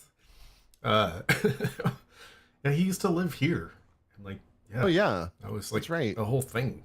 He was born there, actually. Yeah. And if he's buried in Lexington Cemetery. And I believe when he died, he had the largest single collection of DeLoreans. Okay. And it was like a big deal because they like spread all over the world when he died. The DeLoreans were released. Oh. I mean, anything. That's fair. That's fair. It is a low bar, probably. I bet if you owned 3 DeLoreans, that would be like. It would be a lot of DeLoreans. That would be a gander of DeLorean. That's one of those things. Like, I love finding out, like pop culture things that nobody gets. Like, nobody gets that DeLoreans. Like, it's not that they were a unique car; it's that they were garbage. Right. It's that they were literally like $12 in glue, and like that all of Bugs Bunny's stuff was pop culture. Like all of the things that we attribute to Bugs Bunny were pop culture references from like the 30s. Yeah, we were watching a movie, an old the Cagney movie. Oh yeah. And it hit me as odd. There was a moment in it, and a guy said, "Hey, grab my gat." And I was like, how? I had no idea that gat as a reference to gun was like from the 20s. Oh, yeah. I had not a clue. If I owned multiple DeLoreans, I'd stage them around cities with people driving in them who are parents or kids who look alike, just to confuse me mostly. I'm like, oh, Gatling gun. Yeah. That makes sense. I was like, well, what the fuck was that short for? What is that short for? But Gatling gun makes perfect sense. Yeah. Huh. Oh yeah. But there's a lot of slang. That's fun. A lot of slang in those old movies that I wish we could bring back. Yeah. Like, I think you and I need to start right now, right at this moment. We are going to bring back gal. Gal? Mm-hmm. I think we need to bring back gal into the zeitgeist because there is no female equivalent to guy. Gal. I know, but gal we don't say gal. Like, but there's not like... Okay, bring back gal. Everything is guys either... and gals. It's you have a woman or you have a girl. There's nothing. There's no in between. A lady. No, and lady. Or I don't know why. Female? Oh, Gal Gadot. Ooh, yeah, she went. Did she? What did she? Oh, did she go all? I mean, she's Israeli for fuck's. Like, well, no, but like she was the one behind the like. Let's be celebrities and sing. Oh yeah, Imagine Badly. But that was like, just the cringe thing again. I enjoyed that. No, that was more than cringe. That was just bad. That was cultural cringe. Like that was awful. Meanwhile, have you seen the pandemic Princess Bride? Yes, I did. It is so good. It's fantastic. That's what should have happened. That is what should have happened. Yes. Also, we were talking about Ernest earlier. I think that there is a collective of people from the 80s specifically that will break a trend in Hollywood Okay. because they are things that cannot be recreated. One of them is Ernest. No, there's no way. Like, How do you do that? that Like, character exists because of Jim Varney, right? There is Yeah, no like- Ernest without Jim Varney. yeah, that doesn't work. Pee Wee Herman, Elvira, Oh, yeah, Elvira is Elvira. Like, there is no other Elvira. and I don't Pee Wee Herman. You cannot. No one else Yeah, could because, do like, Pee Wee Herman. Pee Wee Herman is Pee Wee Herman, but like Steve from Blue's Clues, like, can and did get replaced. Yeah, yeah. I love the original one. Like, does stand up talking about being how like horribly depressed and on horrible amounts of like cocaine while he was doing Blue's Clues. Yeah. That's fantastic. But yeah, there are definitely a couple things that, like, no, that can't just be rebooted. Like, you can't reboot Ernest. Yeah, but there's like there are characters that are very specifically 80s that are like, there will never be a way Yeah. to recreate that. Because like Elvira, I think in a lot of ways, like, Elvira is like, yeah, I'm claiming my sexuality, but like, that's been done. Yeah, it's weird because Elvira specifically fits in a place that is making fun of something that already existed, but pushing boundaries far beyond what it was there at the time. And that's what, like, she works because of the particular era. And I think that's why Dracula Dead and Loving It is like the one Mel Brooks movie that didn't work.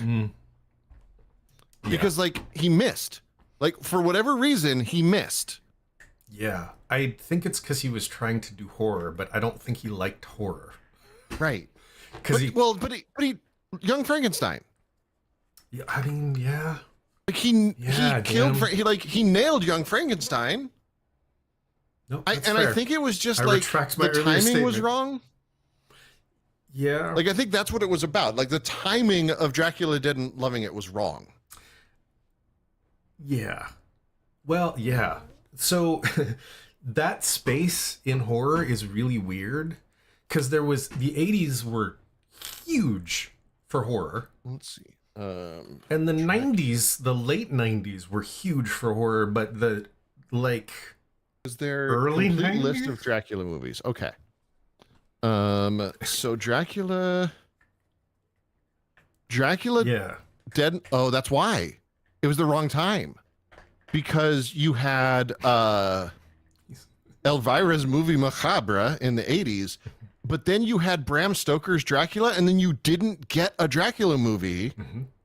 And so, like, there was nothing for Dracula Dead and Loving It to make fun of. Right. Like, Prince of Robin Hood, Prince of whatever, or Right. Men in Tights worked because Prince of Thieves had just come out. Yes. Young Frankenstein worked because, like, There's always a Frankenstein. There's movie always a coming Frankenstein out. movies. Yeah. Blazing Saddles killed Westerns because there were too freaking many Westerns. But Frankenstein worked because he was making fun of the original Frankenstein movie. Had he done the same thing yeah. with Dracula, Dead and Loving It, it would have been amazing. But if he people would would have, like, said, leaned into, yeah. But people would have said, "Oh, he's just copying Frankenstein." And it just didn't work. Yeah. He learned his lesson. Oh, Dracula 2000. In the late 80s Watching and that early one. 90s, it was all rom-coms. Yeah. And it was that, and Raj, it was that the death of that 80s humor. Like, this is when 80s music had died, 80s Right. fashion had died, 80s politics had died. Like, the 80s were dying, and he was still trying to do the 80s jokes. Did Mel Brooks? I need to look at his movies. Because he did Dracula Dead and Loving It, but then, like, what did he do after that?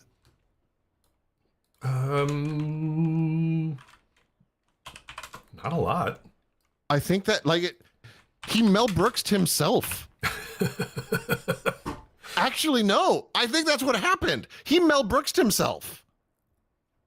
Did he really? He accidentally parodied himself. Oh no, hold on. There's still stuff. Hold on. But let's make sure that it is something that he wrote. So film. So yeah, you got producers, 12 producers, 12 chairs, Blazing Saddles, Young Frankenstein, Silent Movie, High Anxiety, History of the World Part 1, Spaceballs. I don't know if I've ever seen Life Stinks. Really? It's good. Men in Tights, Dead and Loving It. And then he does the producers, the remake, and then Paws of Fury, Legend of Hank. Oh, there's stuff in there. He did a couple TV shows, Get Smart. Was he wasn't in it. Like, he wasn't in charge of it. He was just in it. He wrote it.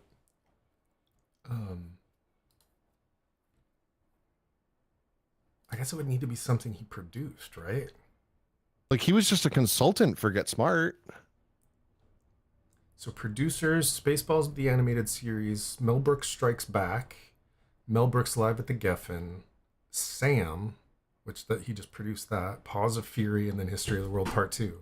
Yeah, which I can't bring myself to watch that. Yeah. Like, I don't want to be disappointed, so I don't want to watch it. Interesting. He executive produced Solar Babies and The Fly. What? Wait, what? He was a producer on The Fly, uncredited. Huh. That's insane. And Elephant Man? All right, I need to stop. I've fallen into the rabbit hole. IMDb hole of hell. Ugh. Yeah, so maybe that's what happened. Like, did Mel Brooks parody himself? Or did the thing that Mel Brooks do stop being funny? I mean, that's probably it too. Like because Dracula Dead and Loving It was not good. But it was the same humor. Had we just culturally moved beyond it? It also did have like half the cast of Wings. It did. Which is just weird. Squishy nut. She's being super sweet today. Yes, she's being super sweet today. Man, I'm exhausted. Yeah. I am half tempted to just go play Cyberpunk until I fall asleep. I mean, that's certainly an option. I'm in like that game holding pattern because like I'm waiting for Last Epic to like come out for its full release. I'm waiting for V Rising's full release. Something happened with V Rising. Was it just a patch? Reaper's playing Diablo again. Again. V Rising had a dev update. See, we're helping people. Helping people. God. I had an idea. So I have a question for you. No. How much does the world need to know about you? It's a dangerous question. There was a conversation on the Discord about your post-college plans. Yes, I have none. You have none. Is that an open discussion? It's not an open discussion. So you have other college experience. I mean, this will be my third degree. Yeah, but you have college experience that has nothing to do with being a clergyman. Oh, right. My undergrad is in electrical engineering. How much of that are you interested in? I mean, I graduated 20 years ago. I'm very out of date. This is not on that level. Okay. I have questions. In fact, it might help. So I've kind of started falling into a hole. Oh, okay. And I realized that hardware synthesizers are just super basic electronics. Would this book help? What does that say? Oh, electrical engineering pocketbook. That is a huge pocket, sir. It is from 1913. I mean, it probably covers everything. What do you want to know? Well, here's my question. After you're done doing all of this colleging, how would you like to completely change career paths? And start building synthesizers with me? I mean, that sounds like a very large change. There is a small market for just really weird synthesizers. And I don't like the sound of small market. A boutique market. There is a market in which you could create limited runs of unique instruments and make quite a good living on it, probably. Satyr Synths. I'll have to send you some videos. There's some really interesting stuff happening where synthesizers are going analog again, Right. but like in different ways. Like this company released a synthesizer that instead of having oscillators in it, but it has oscillators, but the oscillators are motors, like the motors that spin a cassette player. Okay. And it spins at the pitch. And that's how it creates the oscillator. Like it's got a connector in this little thing, and like you can control the wobble of the tape head and stuff. It's insane. So because like I know that there is a trend like in going back to like actual tape delays, right? Oh yeah. Because they and like folk are realizing that like printing to tape just has a different sound to it. Yeah. For sure. And one of the guys I follow on TikTok takes tape recorders, like old Walkmans, and creates his own tape loops as like drones and stuff. It's really weird. Did you see? I think you did because I'm pretty sure you sent me the like whole thing of Greasy Will like just tearing to shreds. The like the that one dude talking about like how he created the sound for this one. You just take an SM57 and a pair of headphones. And he goes through this big long explanation, and then he never explains it. And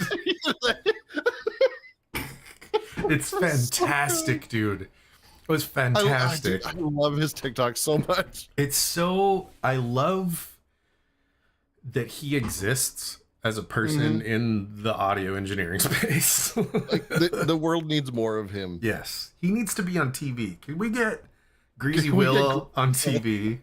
I want to get Greasy Will and Dave Rat in a room together. Just that would to be see amazing. what happens. That would be amazing. I want to talk to a friend of mine. I wonder how hard it is to create a television show, like a reality show. Like, who do you talk to to create a reality television show? You think if I knew that, I'd be doing this? Fair enough. You think I'd be here right now with my like crappy camera over there and my crappy Philips Hue lights? Yes, with a big fancy camera pointed at you, doing the real work, right? Oh, okay. But like, you think I would have 13 followers on YouTube if I knew that person? Okay, there you go. That's Hold on. What am I up to now? Now I'm curious. I gotta check. Oh, no, I had 13 views on my last video and 43 whole subscribers. Hey, you gotta start somewhere, man. That was the thing I was gonna do earlier. I always forget to share your shit. Eh. But I want to. No, that's fair. I mean, I would like to get more, like, I'd like this to go somewhere. Like, so the worst part about going to school is, like, feeling like I'm the dumbest person in the room. It's nice Okay, maybe, to like, be... that's not... Okay, let me rephrase that. It's not, I don't feel like the dumbest person in the room. It's just like feeling like the least accomplished person in the room is really like more what I mean. Well, you're getting a PhD. A doctorate of ministry. It's a professional, not theoretical. You keep doing the ... at explaining after, dude. You get a doc. You get to call yourself Dr. Pastor. Yes, I get to call myself Dr. Pastor, but it's not a PhD. It's a demon. It's a demon. That's even getting better. A demon. You're getting a Dr. Demon. I'm getting a Dr. Demon. Yes. Okay. Although Dr. Demon is kind of like ATM machine. Oh my God. You just say I'm getting a demon. So are the demons in the Bible really just doctors, man? Yes. Yes, they are. Are those what make my email go? The email demons? No, Stone Dude at the bar. Doctors. Those are daemons, not demons. Demon Reapers? Yes, they are Demon Reapers. Better That's than- why things keep getting lost. One packet for you, two for me. See? Thank you, Bar Lazy. We all think you're... See, that's the thing, is that everybody who watches you loves you. We just need more people to watch you.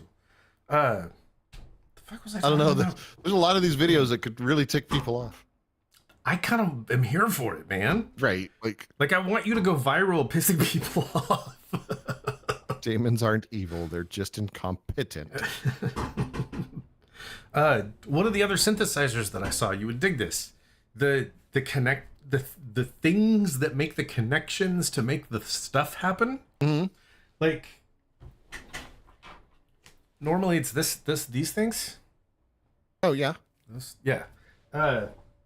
On this synthesizer, they're little metal touchpads because you become the conductor. You touch them, you touch the two metal things, and you become the conductor. So literally, however you feel in that moment becomes part of how the oscillator wiggles. Oh, that's weird. Right? That's a little woo-woo for me. Because you're a conductor, man. You become the resistor. And sometimes, bro, you resist a little more, and sometimes, bro, you resist a little less. All depends on how dehydrated you are that day. I sang. Just saying. So we should start making synthesizers. That's Okay. That's plan. what that was all about. so either here's your choices: posts graduate when you are officially Dr. Pastor. When I'm officially Dr. Pastor. You can start a cult with me. Okay, so start a cult with you. We Got can it. make synthesizers together. Okay. So what you're saying is my choices are to do something with you or nothing at all. Or something else. You can do something else. You can definitely okay. do something else. I'll just sit over here and watch. It's fine. I'm uncomfortable. just sitting there, just watching. Just every now and then. Just checking, making sure everything's okay. How are your boops? I'm just gonna set up a thing to send you an email every now and then to make sure that Did you take your fiber? everything getting through okay. Are you regular? You're getting older. You need to take your fibers. I'm not gonna lie. The older you get, the more you talk about poop with people, It's true. and the less shame you feel about. I used to not understand that, because I remember when my pastor when I was a kid started talking about how he was taking fiber now, and it was the best thing ever. And now that I'm the age that he was when he was having conversation, I'm like, yeah, taking fiber is the best thing ever. See, we have embraced the cringe, sir. We are, that is getting older. It's just embracing the suck. Yeah. But I think like there's two ways to go. You either embrace the cringe and you like become no longer fun. Yeah. Because there's definitely like the folk that they get older and they just like all of a sudden they forget what fun is. Yeah. Those are the people who think the dictionary is a rule book. Yeah.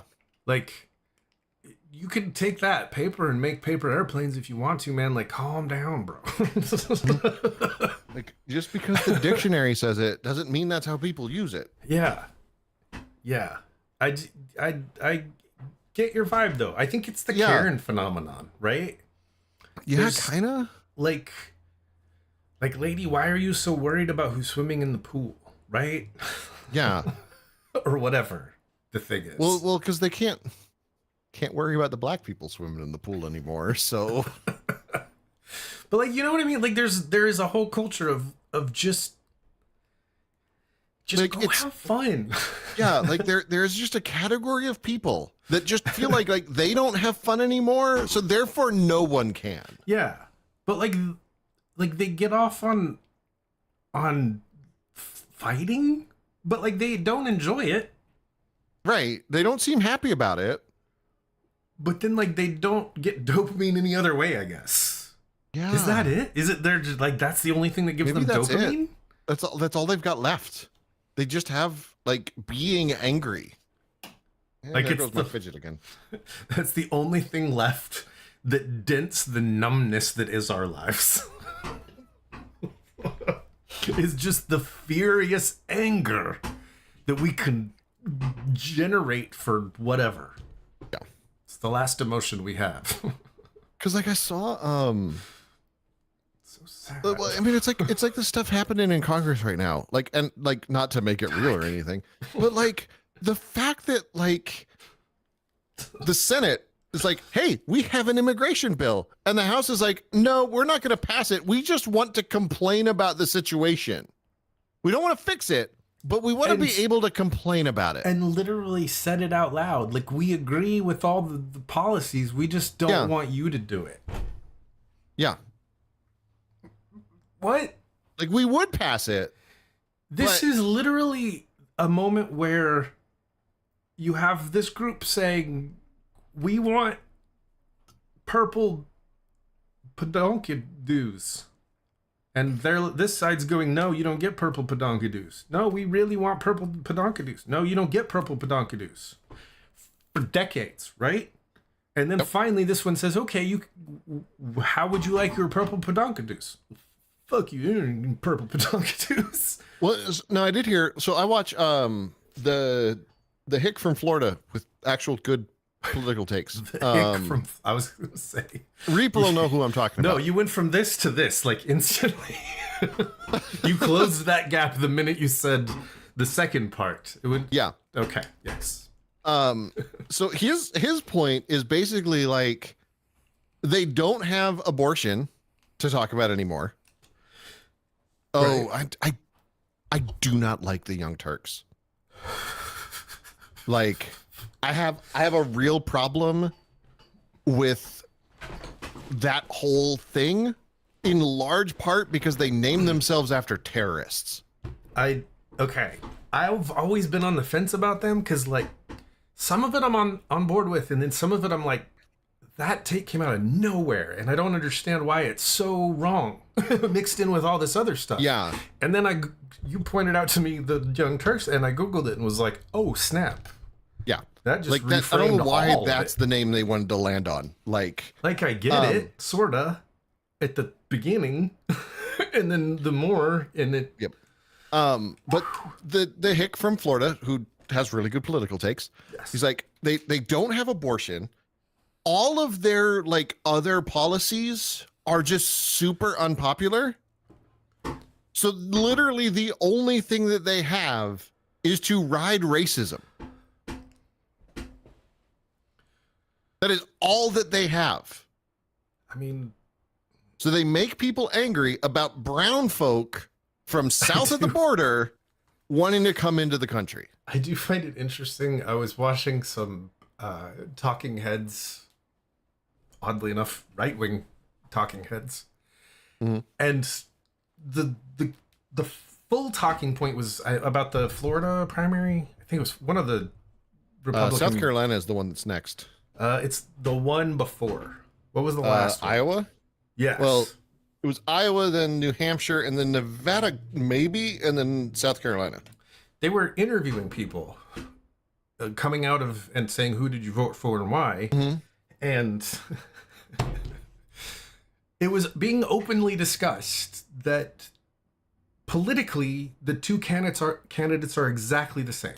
They Yes, have the Nikki exact... Haley and Donald Trump have the exact same, like, Politics. policy. Yeah. The exact same platform. It is literally pick your favorite, like, meat suit Style. over the exact same thing. It's literally, I like everything Trump says, but she's polite about it. Yeah. And I'm like, what? Mm-hmm. What? At least, like, I could enjoy Chris Christie basically just being in there to be like, Trump's an idiot. It's just fun watching all of them. Like, that was the whole reason why he was there. I can't. But yeah, I can't understand the parties, either party anymore. It makes no sense. Yeah, I don't. It's all falling apart. It makes no sense. And it's so unfortunate because, like, so for instance, if you poll people and you ask them how the US economy is doing, they will say it's doing badly. But if you poll people and ask them how they personally are doing financially, they'll say they're doing fine. So it's like, but it's not about them, it's about the market, man. Right. But it's like, they're doing fine, but like, the economy's doing bad, but isn't the economy just everyone collectively doing fine? Not anymore, because most of our money is all fake money floating around in the fake money bin that we don't have access to. That's true. It's all in the fake money bin. Yeah, like, we're down here in the labor side. We don't get to play with the real toys. It's so dumb. But yeah, like there is a lot that, like, Biden has done in office, but it's all, like, abstract, right? Like, they've spent so much money on infrastructure, but nobody, like, feels good about infrastructure. No. And infrastructure always, to me, just feels like, okay, this is this group of people at the top writing these gigantic checks that are just going to trickle down. Yeah, and never actually get to fixing the bridge that's falling apart down the road from you. Right, because they're going to end up in some local guy's hands, and they're just going to give it to their friend who's going to, like, it's just, okay. And it's like, it's stuff that you need to spend money on, but it's just like, that's not a win. That's just you're doing what your job. Like it's like rewarding yourself for, like, replacing the roof on your house. Right. And it's like, that's just a thing that you have to do sometimes. Yeah. Yeah. Like, hey, you need to get your oil changed. Yeah. I need a cake because I changed my oil. Like, welcome to the world. And because it's been neglected so long, it's like, it's these huge things, but, like, you can't sell that to somebody like, hey, President Biden's fixing the bridge. And it's like, I thought that was just the bare minimum. That's like how low the bar is right now, man. Right. It's literally like they showed up to work. And even then they barely show. And even then they barely show up. I don't get it. I don't get it. So no wonder nobody likes what he's doing, because nobody knows what he's done. And I mean, to be fair, I don't like what he's doing. Well, right. Like, I don't particularly like what he's doing either, but like, he's been fine. Like, I mean, he's been better than the alternative would have. Okay. Yes. He's been better. Like, I'm going to say that helping fund genocide is not fine. There but- is some stuff like the fact that like there are actual news stories leaking out about like Biden is getting increasingly frustrated with Israel. Like, you know what? Okay. Yeah. Until he does something about it, it's nothing. Right. And he really can't do anything about it. I mean, he can make some phone calls and put some people in some really awkward positions. I mean, oh. He could do something about it if he wanted to. I think people were expecting the prices of food, for instance, to go back to where they were 4 years ago, and that's not going to happen. Yeah, like that's... No, because people don't understand how basic math works. I don't understand. So there's only so much money, right? And during the pandemic, a bunch of really rich people got really richer. Mm-hmm. And they don't do anything with their money. Right. So they just the thing are that sitting cracks on me it. up, There's less money now. So it's the folk who are like, well, it's then government handouts. I'm like, how much money did you get from the government? they just keep taking it from me. Did you get more money than the rest of us? I didn't get enough to buy a car with, that's for sure. But like I'm finally at a point where I'm like financially stable, and I'm not getting like taxes. I don't get like it used to be. It used to be like Christmas. Oh yeah, because I would get a big check back because I paid so much in. Yeah, I usually owe money in taxes. And like, yeah, I'm to the point now where instead of getting a check, I don't owe anything, but I don't really get anything back. Yeah, which is fine. I'm okay with that though, because I know that actually, like honestly, like I'm fine. Nope. Even the whole idea of like doing your own taxes, it's like the government should just take care of that. Like, they know how much I'm supposed to make. It should be really easy, but no, TurboTax and H&R Block have to ruin it. That's finally moving though, isn't it? Like whatever they were sitting on finally got undone, or someone broke something. Or... There was a big lawsuit about the like free file. Oh yeah, that's it. But it doesn't actually change it doesn't change that the tax code is super complicated. No. But it just makes it like, at least there is a free option. Yeah. Or at least, I mean, I guess there has been a free option for a long time, but at least it's as functional. It's accessible now. Yeah. I don't know. Yeah, like I don't. We are at a point in time where, like, we have the technology now that we could vote online. Yeah. We could completely get rid of Congress. Like, this is a discussion that we do not have enough. We could get rid of we don't really need that system anymore. Yeah. The problem that it was solving is not a problem anymore. Because like why is there a giant microphone penis in my shot? Oh, I just thought you were having a lot of fun. Nope, that was not on purpose. So like there was a time when the Electoral College made sense. Yeah. And that time was when like you didn't know anything. Like there was no way for you to find out anything about the people running for president. Right. So you would vote on someone to vote on your behalf. Yeah, you would tell them, hey, these are the things that I'm worried about, and they would write it down and go, dope. And then they would go find the candidate and be like, all right, we collectively think you are the one. Yeah, we're all gonna get together. Like, which one of you is the one that's gonna like help fix these issues that the people I'm dealing with are gonna. Right. But now, like, that's not. We all like televised presidential debates exist. Also, by the time it would have taken them to collect all the ballots and count them, the presidency would have ended. Right. Like, so when they created the system, the Electoral College made perfect sense. Yes. And it now just doesn't now. No. And there's absolutely no reason that we should be paying people this much money to barely go to work and barely do anything. Yeah. Because that's which like is really where we're at. We have a party on the left that talks a lot and doesn't really do much, and a party on the right who all they do is yell about the things the ones on the left try to get done. Yeah, and I just like. Bye, Raj. Thanks for hanging out, man. Swing by the Facebook thinger and see you, Raj. Yeah, I'm just it like we have. Did you know that we have the oldest constitution in the world?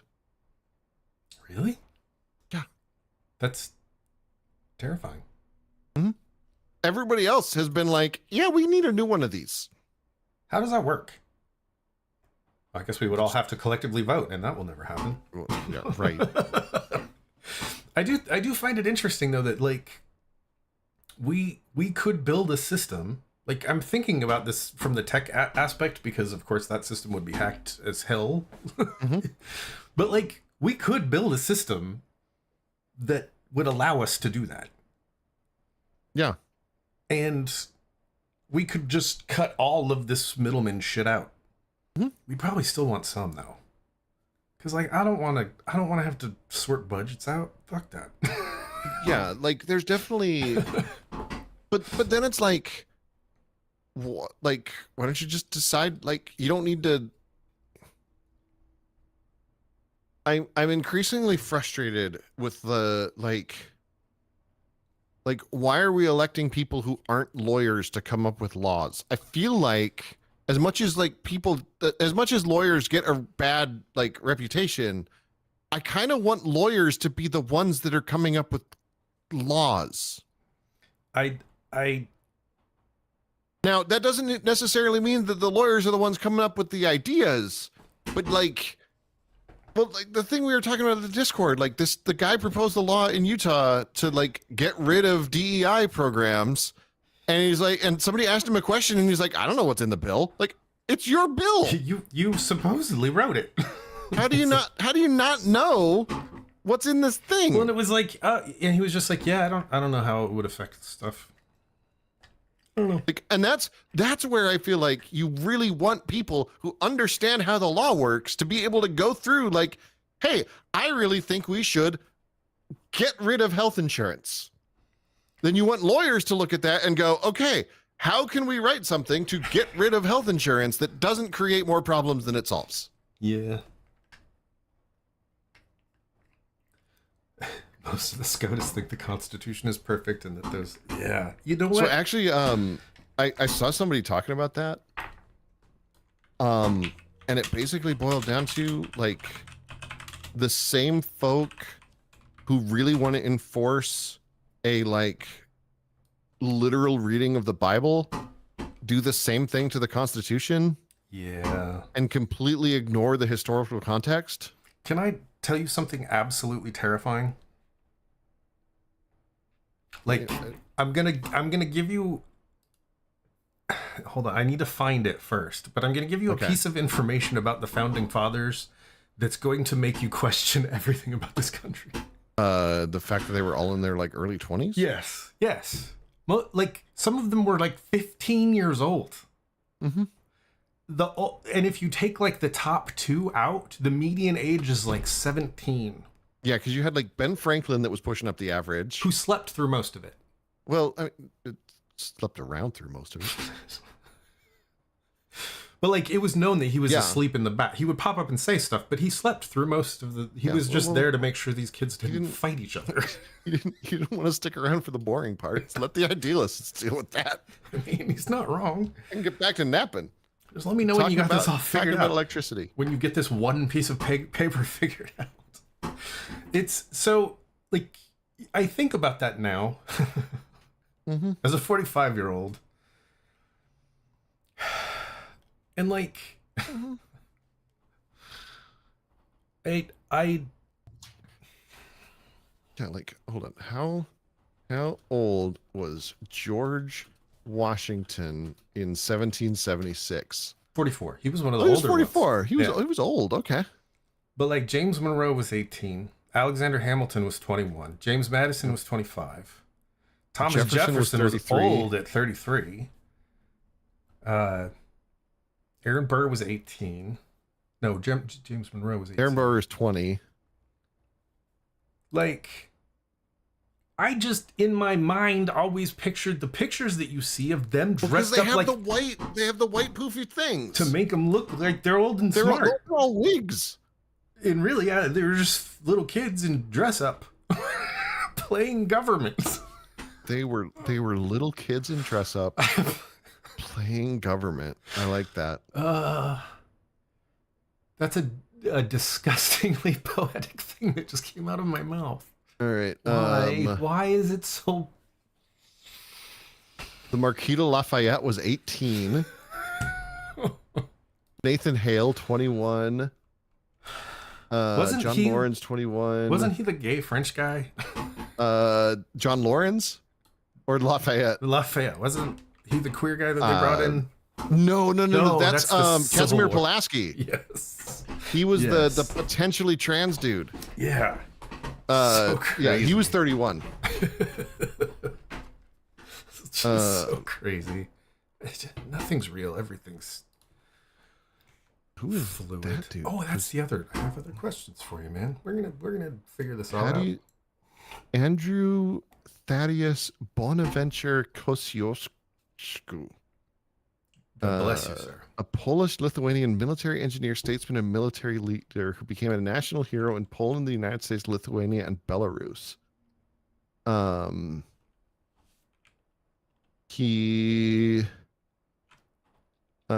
see. In 1776, he moved to North America, where he took part in the American Revolutionary. Like, this is a dude that was just like, I'm gonna do the Warren. Yeah. Like, and he just went where the wars were. So they call those guys mercenaries. They give them a name. I don't know if he was a mercenary. I think he just liked the Warren. I mean, if you go and you survive on the warring, is that not mercenary? I guess. Because he had to have been making some money, right? Yeah, he had to have been making some money. Yeah, right, Barlazy? Can you imagine, just us, for instance, just take us, for instance, imagine he sought out Benjamin Franklin at his print shop, offering to take engineering subject exams, received a high mark on a geometry exam, and Franklin's recommendation. He submitted an application to the Second Continental Congress and was assigned to the Continental Army. Like, he white duded his way in, and he was Polish. He's just like, here I am, put me in the army, and lo, he was there. He was like, I'm here to fight for you. And he's like, oh, we can't do that. And he's like, but I'll take a test. Yeah, I can do math. Check this out. Oh. He didn't, hold on. Having not been paid in his 7 years of service, in late May 1783, he decided to collect the salary owed to him. That year, he was asked by Congress to supervise the fireworks during the 4th of July celebrations in Princeton, New Jersey. They promoted him to brigadier general, but he still had not gotten paid. Eventually, he received a certificate for $12,280 at 6%. To be paid on January 1st, 1781, equivalent to $323,000. And the right to 500 acres of land, but only if he chose to settle in the United States. Oh. And he ended up going back to Poland, where he started another war. Like, he literally, there was a war called Kosciuszko's Uprising, which Oh, wow. he literally started a war. So he went home and was like, well, I'm getting paid one way or another. Yeah. I'm getting my money. It was a failed attempt to liberate the Polish-Lithuanian Commonwealth from external influence after the second partition of Poland. Wow. That's okay. I have a question for you. Okay. I have to remember it because my brain is jello. Oh, I have a new way of looking at the world. I like this, and I think it's true, and I think you can't prove me wrong. Okay. I believe that everyone that is alive right now, not necessarily right at this moment, but it will make sense in a second. Nothing before here existed because we are about to experience the end of the universe. And The end of the universe is the point of all of this. Hold on. Okay, run me through that again. Okay. And how much You and I are going to witness the end of the universe. How much had you smoked before you realized this? None. I was definitely not asleep. I did not wake from a dream and have this idea. You're not winning me any bonuses here. Okay. So we have to work backwards. You and I are going to experience the end of the universe. Okay. The only reason we have consciousness is because we're going to experience the end of the universe. Right? Okay. Because the end of the universe is what this is all about. It is the thing that's happening. We're just a byproduct of the thing that's happening, which is the end of the universe. We can't understand it because it's actually happening in another dimension. The fifth one. You paid attention to the wrong things in my God video. Like the things that you paid attention to the wrong ones. No, I think that's what started all of this. I I'm watched sure that and went to sleep. Pay attention to. And I woke up. Okay. So consciousness is because the universe is ending. Yes, because okay, so everything came from the Big Bang, correct? Everything that we know. Reaper, are you sure you were high? It's because that sounds like a high thought. Everything that we know of, time and all of the things came from this one point. That is what our current understanding of science and the history of the universe tells us. I'm gonna need you to go watch the Time Snake video a couple times. Oh, good night. And then come back. Okay, you're gonna time snake this. All right. So we have. So the universe began. The whole universe was in a hot, dense state. Yes. Okay. Which is the beginning. And all of the things came out of that, and will eventually collapse back into it, right? I'm an Inevitable Heat Death of the Universe fan, not a Big Crunch fan. Oh, so I'm disagreeing with you already. I said Time Snake and summoned a Brad test. That is. So I am deeply comforted by the idea of the inevitable heat death of the universe, and the Big Crunch does not account for that. So I'm already disagreeing with you. Okay. Imagine at one point there was nothing. At one point there was a different something. I'll give you that. Let me rephrase. At one point there was one point.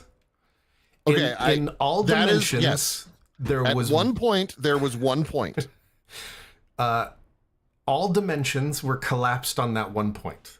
I can spot you that. And something happened that made all of the things go different directions. Okay, I'm still with you. We'll say that that's the Big Bang, because that's kind of where if this is true, yeah, that's the Big Bang. Right? Okay. It's a little more than that because it's also all of the other universes and all of the things. Okay, yeah. So imagine it's all going to go out. And we're so high. It's all going to go out. And at some point, it's going to run out of mass and have to start collapsing on itself. No.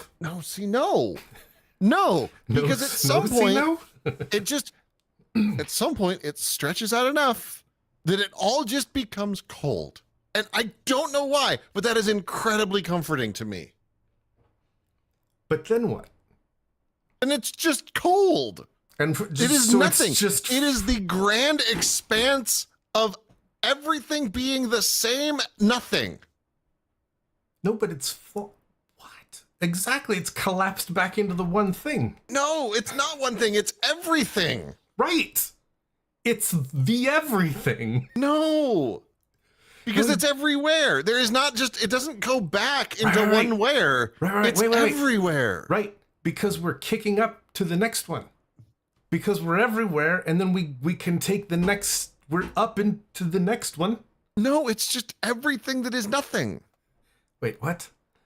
You lost me there. It's everything that's nothing? Okay, so everything of energy and like all of the mass, like it exists because we are in a higher energy state than absolute zero. And eventually all of that energy in all of the universe will just kind of diffuse into everything, and everything will be nothing. Because there will be no motion of atoms, and it will be lovely. Like, it just sounds so great. It's like an eternal sleep. Like the whole universe takes a nap. Now, granted, this also greatly conflicts with my Christian hope for a future universe, but like, I don't know why. There's just something about the inevitable heat death of the universe that gives me comfort. I'm eventually the cold value underflows because the universe is driven by float numbers. Then it's really hot all of a sudden. The universe is a double. I don't know how I feel about that. There's a stop. Nothing stops. Yeah. Because all the energy just diffuses into everything, and you get that literally goes against the laws of physics. No, it is the inevitable end of entropy. An object in motion does what? Stays in motion. Unless it's acted on by an outside force. Oh, shit. And that outside force eventually becomes the thing that's collapsing it. Because all of these things just inevitably diffuse out into an every nothing. And it's beautiful. Technically, the stop should be as likely as the initial action. But here's my thing, is if it starts as a 0 point and moves outward until it cannot move outward anymore, right? The universe is at a cellular level, even everything. The universe is the blob, yes. No, like, at some point, atoms would split. All of the atoms in the universe would split, right? So first off, I need to make a note in my recoil theology videos to talk about where actually the inevitable heat death of the universe fits into all of this. Yeah, that's actually really... Because this actually, like, it fits into my, like, I'm not an eternal, I lean more towards annihilationism than anything else. And like, I think the inevitable heat death of the universe is that annihilated thing. I need to make a note.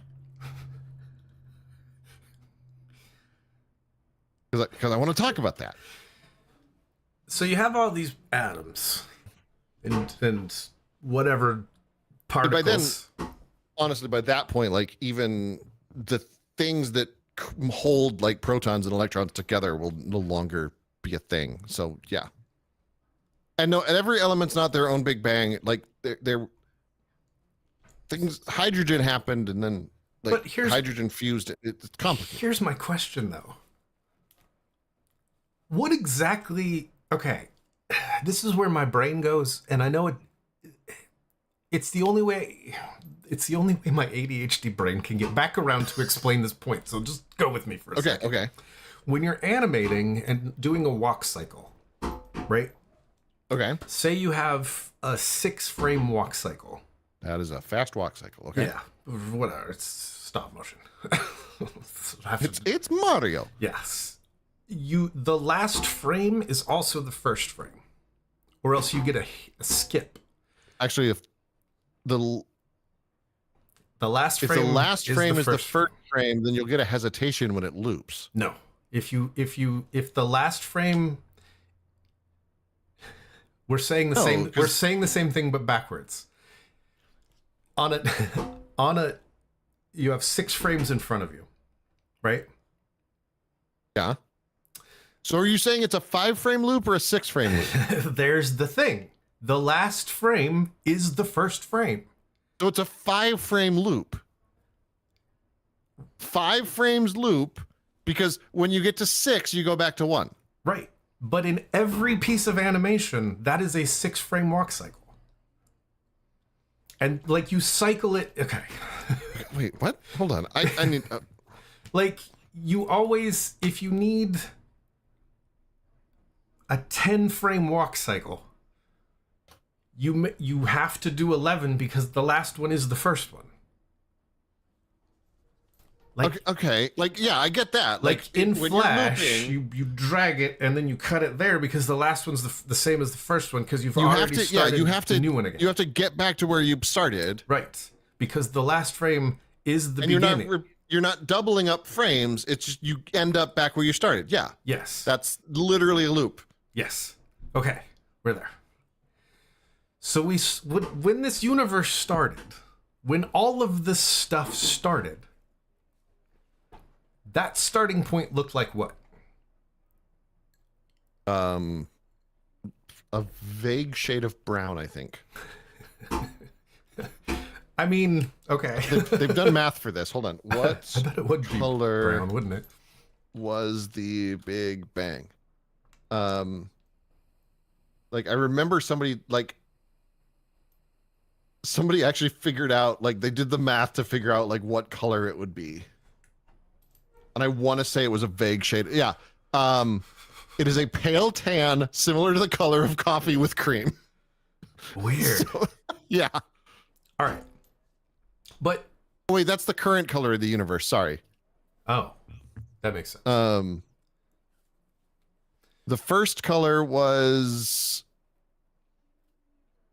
you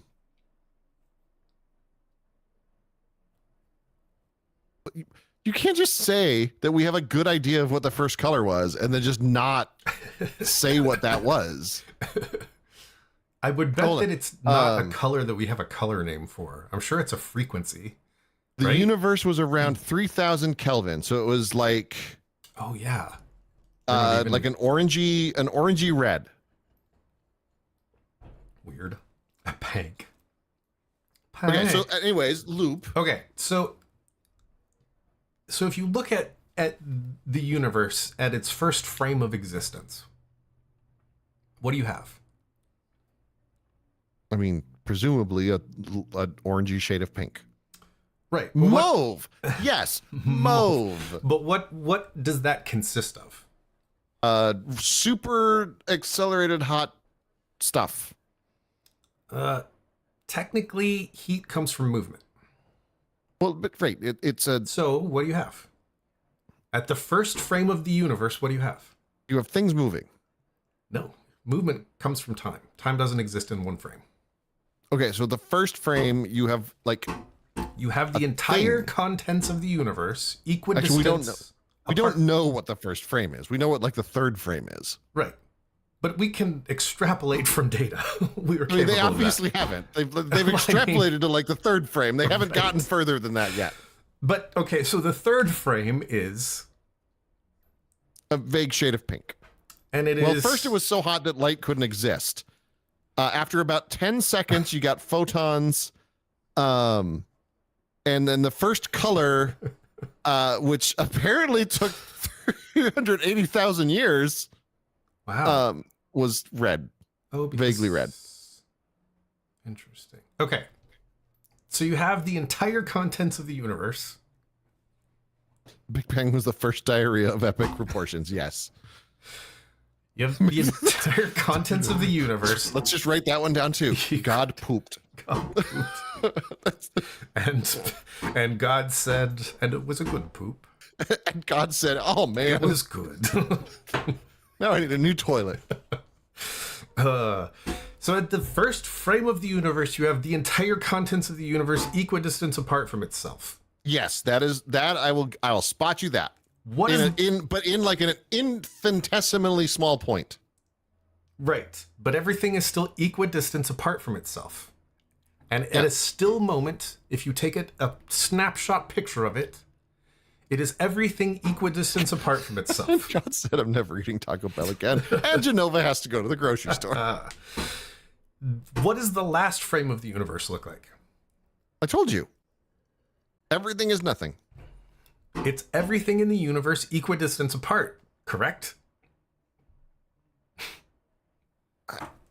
Right, but spread over, instead of an infinitesimally small space, it's an infinitely large space. Right, but if you're looking at a still image,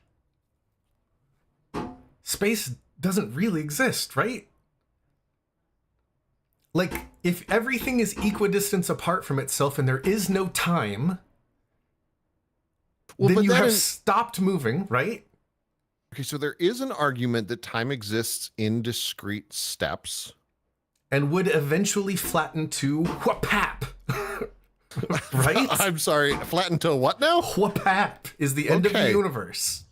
It is the still cold slap of everything being completely flat. And that's it. It is the difference, though, between everything being super, super, super, super hot and perfectly cold. But again, at a still point in time, when there is no time, everything has ceased to exist. There is no time, therefore there is no temperature.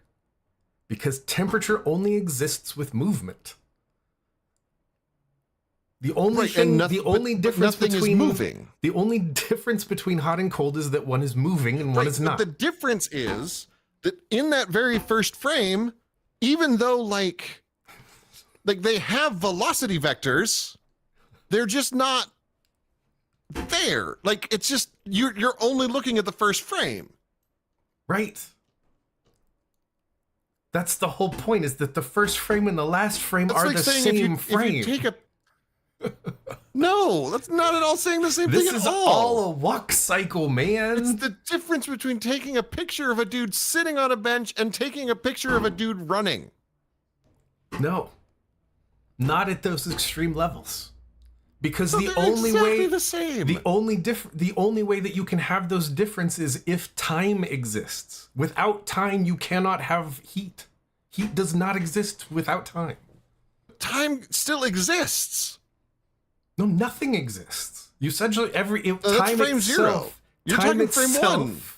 Time itself would have expanded to its absolute limitation, as with everything else, and would cease to exist. Because time and space are it stops. Yeah, it stops. And at the beginning, nothing is stopped. Nothing is stopped. It is, because it's the exact same thing. You're looking at the exact same thing. Not at all. It is The last frame of the universe is everything in the universe equidistance apart from itself in a space where space and time don't matter anymore. But it's not moving. That is the whapap, sir. It is the whapap. That's the difference. The difference is it's not moving. It is moving. It's moving at the last oomph of space-time. No, everything is stopped, but at the beginning, everything is moving. You don't know that. We only know what happened at frame 3. But if you extrapolate, everything's moving. But if you extrapolate at frame 1, nothing's happening. It dead stops at 0. Yeah, and if it was dead stopped at 0, then it would never go anywhere. Obviously not.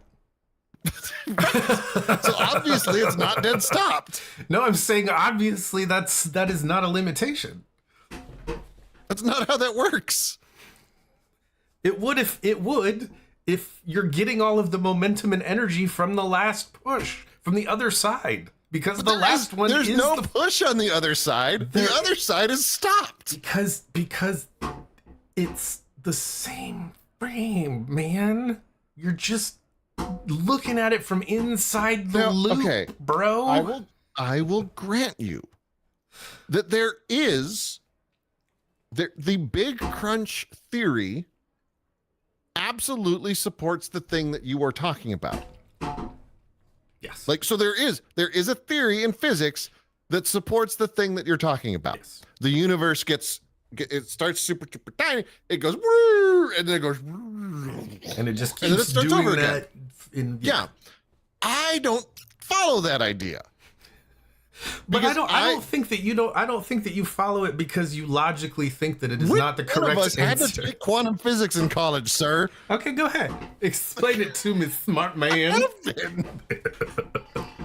The whole thing.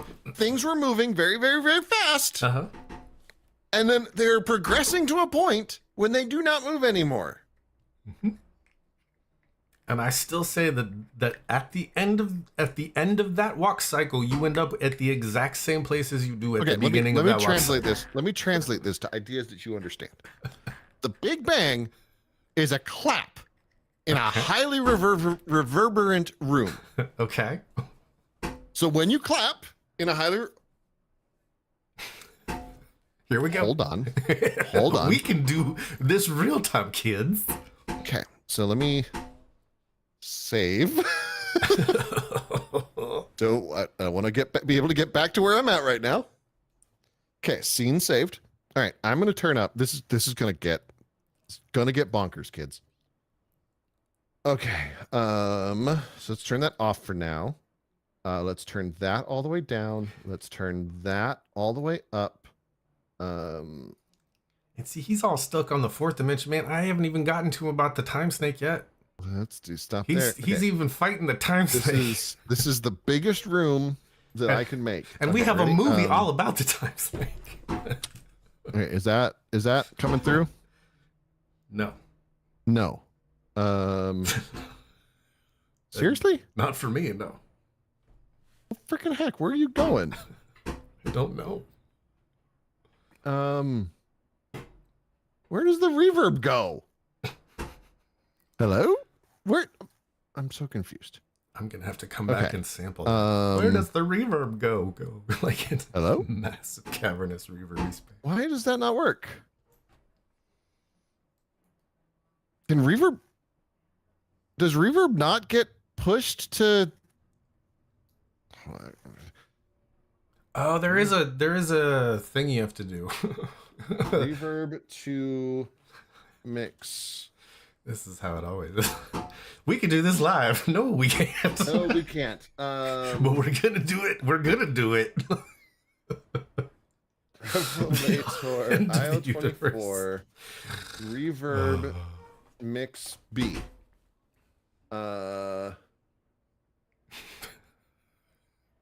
How did... So it claims this is going to work. Why is it not working? Oh, do I have to turn that up more? Do you guys hear reverb? Maybe I'm hearing something different. No, you would hear it if it was hearing. Like I can set the levels differently. Why is it not? I could probably. Why is it not working? Put a gigantic reverb on this. I mean, probably, but I don't understand. What am I doing wrong here? I would try to do this, but the last time I tried to change any of my settings on stream, I blue booked my computer. Blue booked it with the blue book value. It's worth $7. IO24 reverb on mix B. Reverb not working as expected. Oh, Brad. Well, that's not helpful. Brad test. I have an idea for you too. He's going to help us with our synthesizer business.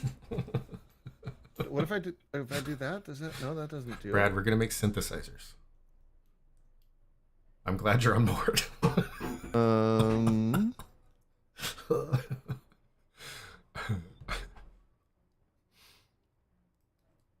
Okay.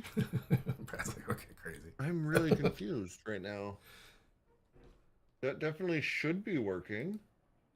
Let's see if mine works.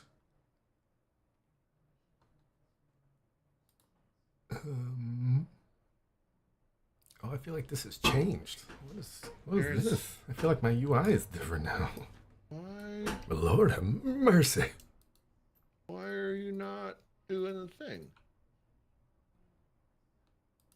I should be sending you. It's acting like it's making reverb noises. Reflections? But is that what you have on? No, it's just the reverb channel. Oh. Oh yeah, I don't. Like I've got the reverb send set. This is how we get off topic. This show should be called Watch the Neurodivergent Kids Yeah. Go Down Wormholes. There should be reverb.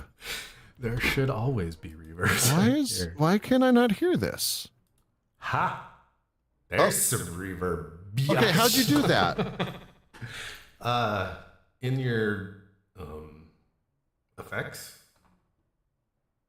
Okay. Like, next to the high pass filter, gate, compressor, EQ, limiter. Yeah. The bottom one is voice. Yeah. Just hit reflections. I don't have a reflections. What do you have in the drop down? It says doubler, detuner, vocoder, ring modulator, filters, delay. One of us needs to update, but mine's better, so I'm keeping it. This is a totally different UI than I'm used to as well, so I don't know what that's about.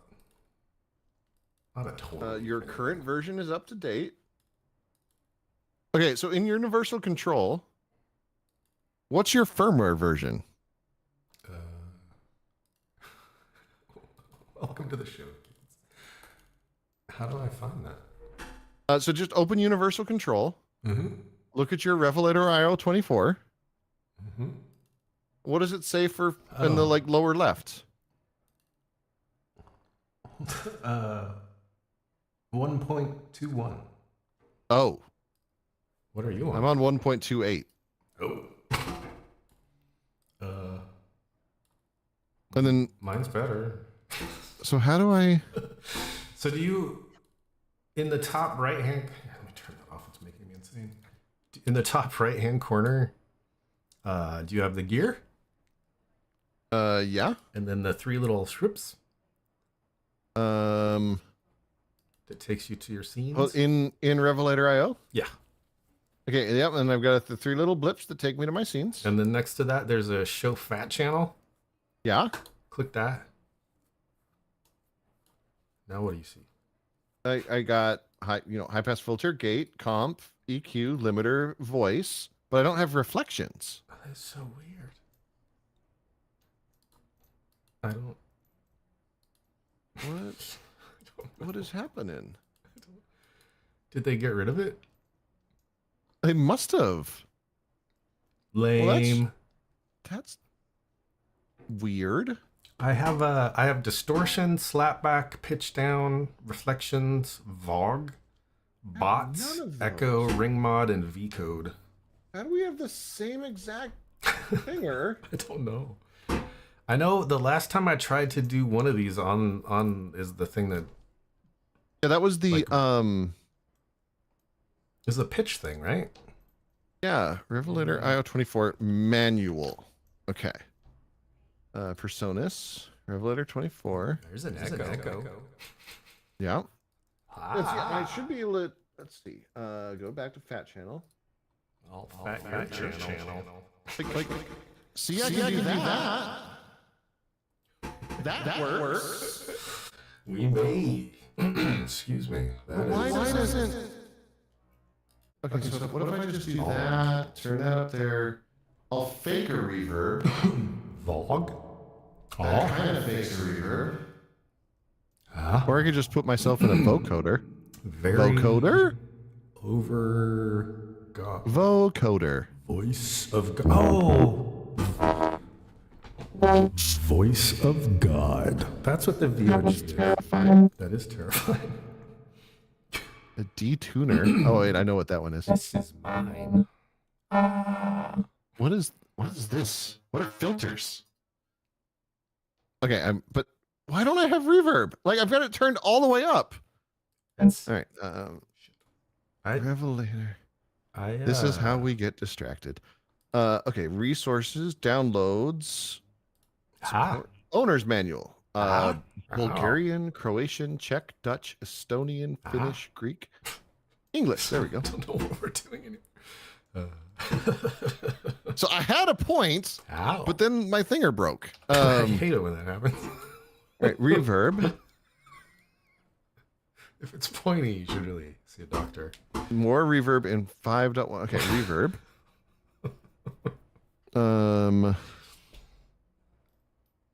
So I should I set the send there. I set the size there. He is 100% going to click a button and like his video is going to freeze. Probably. And we're going to see it in the chat go, I'll be right back. So how do I get reverb? I'm confused. Use this control to set the amount of reverb. Okay. We're never going to figure out how the universe works. No, we never are. Reverb. The higher you set the fader, the more reverb you will hear. Bullshit. Except I'm not hearing any reverb. And see, like, I always have that trouble with my reverb thing. Like, okay, that should have unmuted my speakers. Which I might regret all of this. Oh, here's the reverb. Okay. Hi. Don't regret it yet. That was a lot. Can't hear you anymore, though. Let's fix that. Did you hear that, my reverb? Holy okay, now, balls. is that coming through? Hold on. Say something. Hi. Hello. Okay, so you're coming through there. Why is... Hi. Wait, is there a button I forgot? Do you guys hear this reverb when I do this? Because that's massive. So there... Why can't I hear my face? High pass filter. Hi. I thought that's what the blend was supposed to do. Oh, because that's all the way down.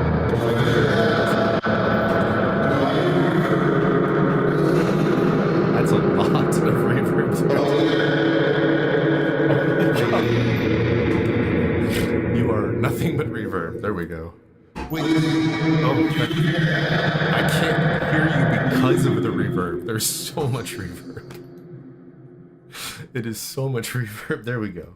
That is so much reverb. Why is it still going? Just reverb. It's so much reverb. Okay. I think it stopped finally. Oh, now I just can't hear you at all. It was so much reverb, you reverbed the universe. Okay. There we go. There you are. I don't understand that was what just happened. Okay, so if I turn it up, is there reverb? Reverb? Is there reverb now? No. Oh, wait. How about... Oh. Okay, this interface is stupid. There's two volumes, right? You know that. Well, right, but like, okay. so the reverb, this is, you're going to love this. The reverb has to be unmuted in the like mains to work. Oh. So like if I do that, see there the reverb comes in. That's ridiculous. Okay, so I need to recall this scene. So now I need to... That's crazy. Hold on, let me mute it up here. Wait, so I need to Wait, I still have reverb. What? So I need to turn that on. I don't know what's happening. So now I have a little bit of reverb, which is what I want. Okay, that's so dumb. I don't know what's happening. I found my reverb, bitch. Okay, so now if I turn that up and that up, and then I turn that way up. Whoa, there's reverb on Pastor. Okay. So here's... now, wait, if I turn this up... Okay.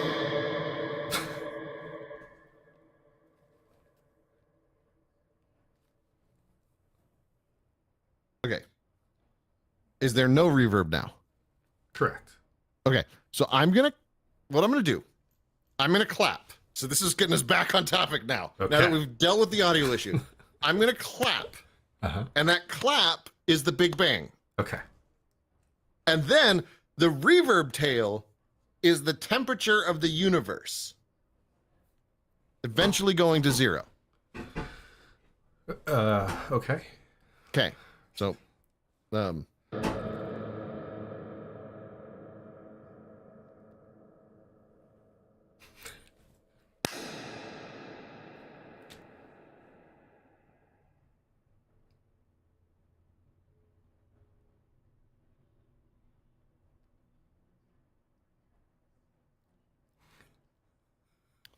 So that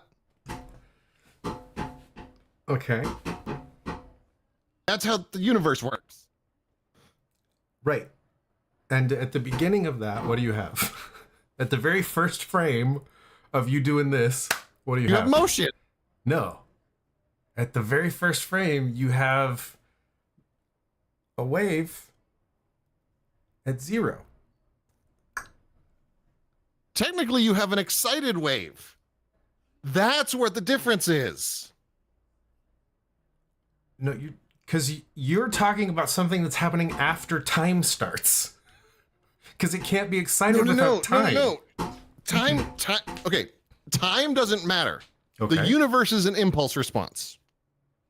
Okay. You are saying. Hold on. Whoa. Let my brain absorb that statement. The universe is an impulse response. Okay. I mean, essentially, the Big Bang is an impulse. Right. And then the rest of the universe is the response to that impulse. Okay. Okay. So, because that's the idea, right? The Big Bang happens, and then the rest of it is like the reverb tail. Okay. You're saying the impulse starts at 0. Yes. I'm saying the impulse starts at like the opposite of 0. But how could it be at the opposite of 0? So, okay. So I'm saying Because there's something there then. you're saying the impulse starts at like negative infinity dB full scale, and then the impulse happens. Yeah. I'm saying the impulse starts at 0 dB full scale, and then it decays from there. Yeah, but that's wrong. And I think you're wrong. But either way, I'm still okay. Either way, I'm still correct. In your mind, you are correct. No. Yes. Either way, we're still looking at it. I'm looking at it this way, and you're looking at it this way. That's the only difference there, right?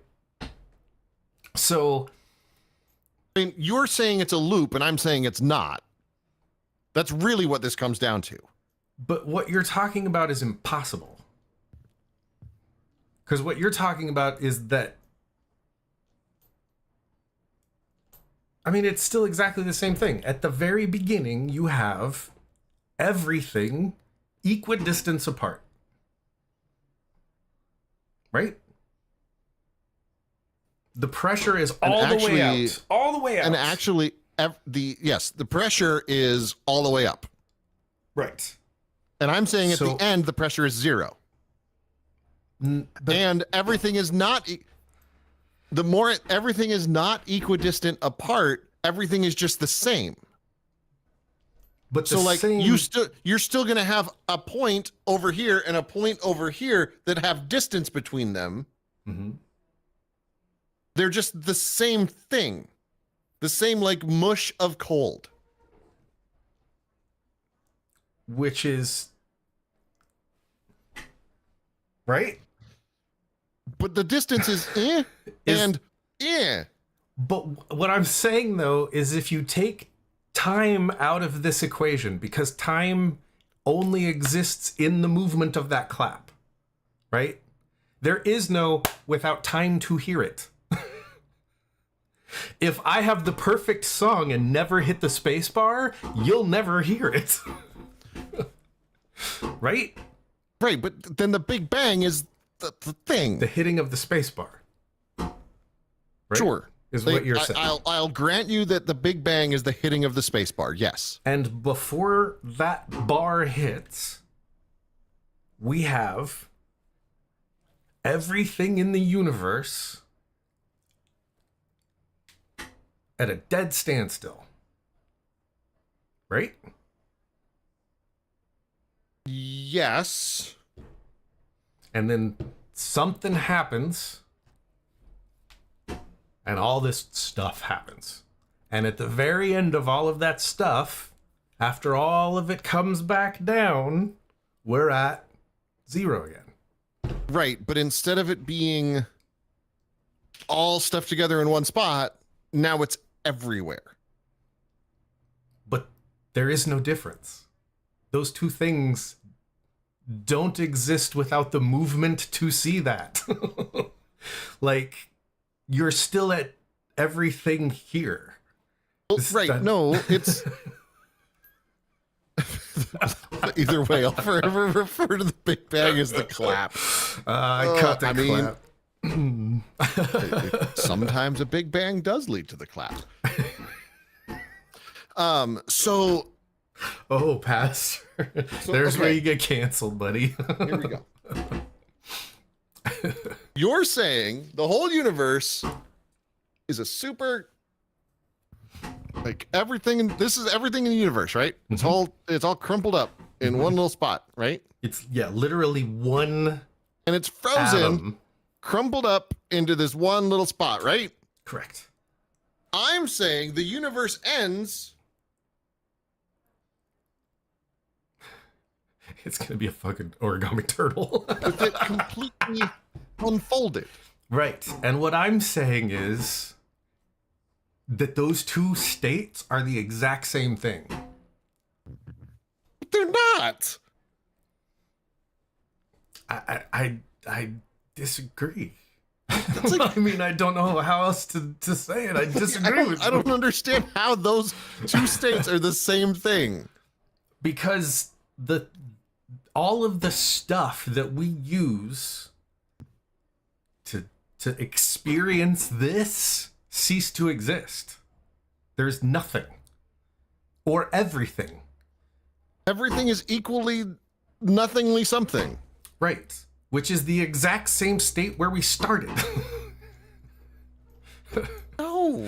What you're saying is something hits... It's going from a massively high energy state to a perfectly no energy state. And I'm saying that you're still holding two things that have the same amount of stuff in them. And that there is no technical difference between the two. There is nothing to differentiate the beginning from the end. No, it's the same stuff. It's the same stuff. How can it have different volume if it's the same stuff? Because it's expanding. No, it's not, though. It The has whole stopped. point is that it's expanding. The whole point is that it has expanded to a point that it has stopped. Right, because there's nowhere else to expand because everything is nothing. Gravity doesn't exist outside of space-time. Right. So gravity would have flattened into nothingness long before space-time did, right? Like the waves that are gravity, however that works. So gravity, the things that make gravity, in my example, the things that make gravity are the weird wrinkles. Yes. I mean, technically, the thing that creates gravity would be like if you put your foot on it. Okay. So, are you familiar with the alcoholic beverage known as the cement mixer? Yes. That's the universe. The universe is a cement mixer. What? Okay. Because it's clumpy. It is now. Yeah, and eventually it won't be. Right. And eventually it wasn't.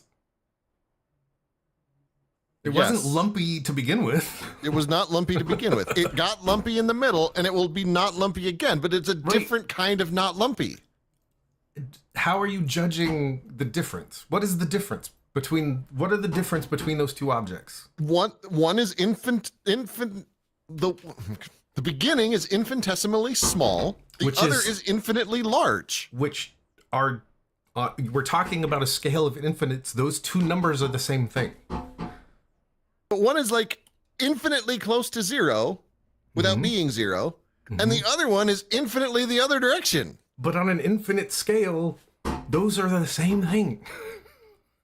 On an infinite scale, those numbers all become the same number. As far away from each other as they could possibly be. But they're also as close as they could possibly be.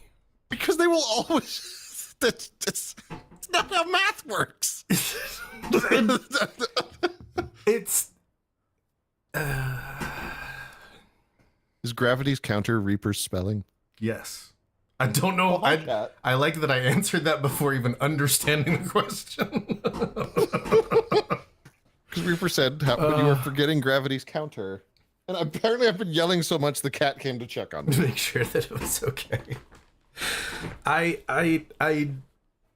disagree with you, sir, but I'm glad that you had a fun thought. Gave us like an hour's worth of content. That was a beautiful quote that I think should go down in the Pastor quote book someday. I've never been so politely told that I'm an absolute grass grazing moron before in my life. Don't go over there. Don't go over there. Oh God. No, sir. Where are you going, sir? Oh. If anything got screwed up on my stream, it was the cat's fault. Sure.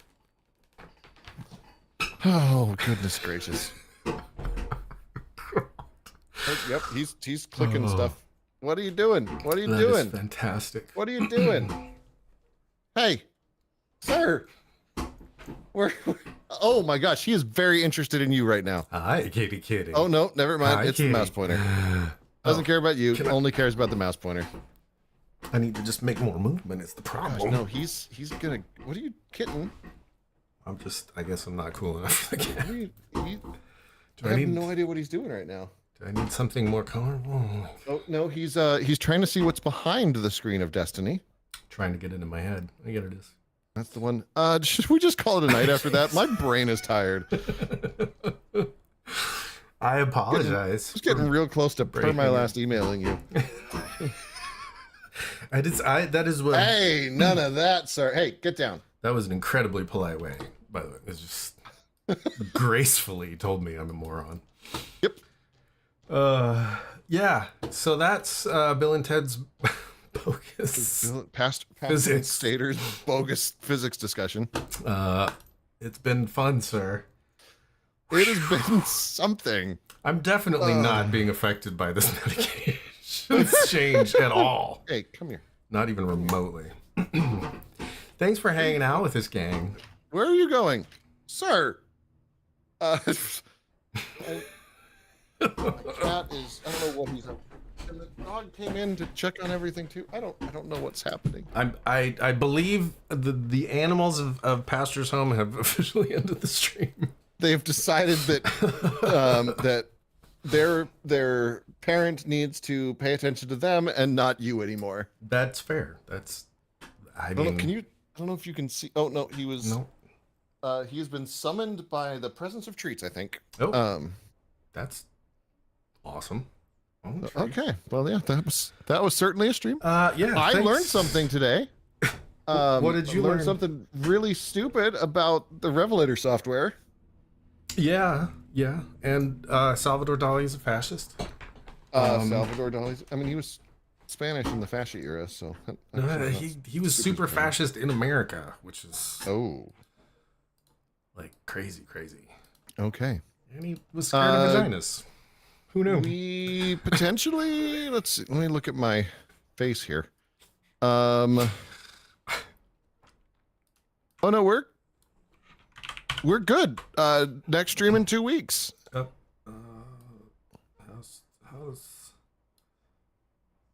that? Is that 9? 9. We just got super fashy. What happened? 9. That was certainly a thing. Thanks for hanging out with us. I'm sorry I'm a moron. It makes sense in my head. It was fun though. It's like, you know what I mean though? Like, it makes sense. Everything, if you have like a thing with everything in it, and you have a thing with everything in it, like the only difference is this, which doesn't make any sense if there's nothing to... But except that makes all the difference. Says you in physics. Yes, says me. If you blow up a balloon versus if you don't blow up a balloon. I mean, it's still a balloon. Both. It is indeed still a balloon. With all the balloon in it. And Reaper, go ahead and clip that clip that takedown and put it on the Discord. I'm all right. Bye. I love you, everyone. I don't think Satyr loves me. I don't know where any of the buttons are. I don't know how to stop this madness. You don't. Oh, there it is then. It says stop bye. streaming. Bye. Oh. Oh,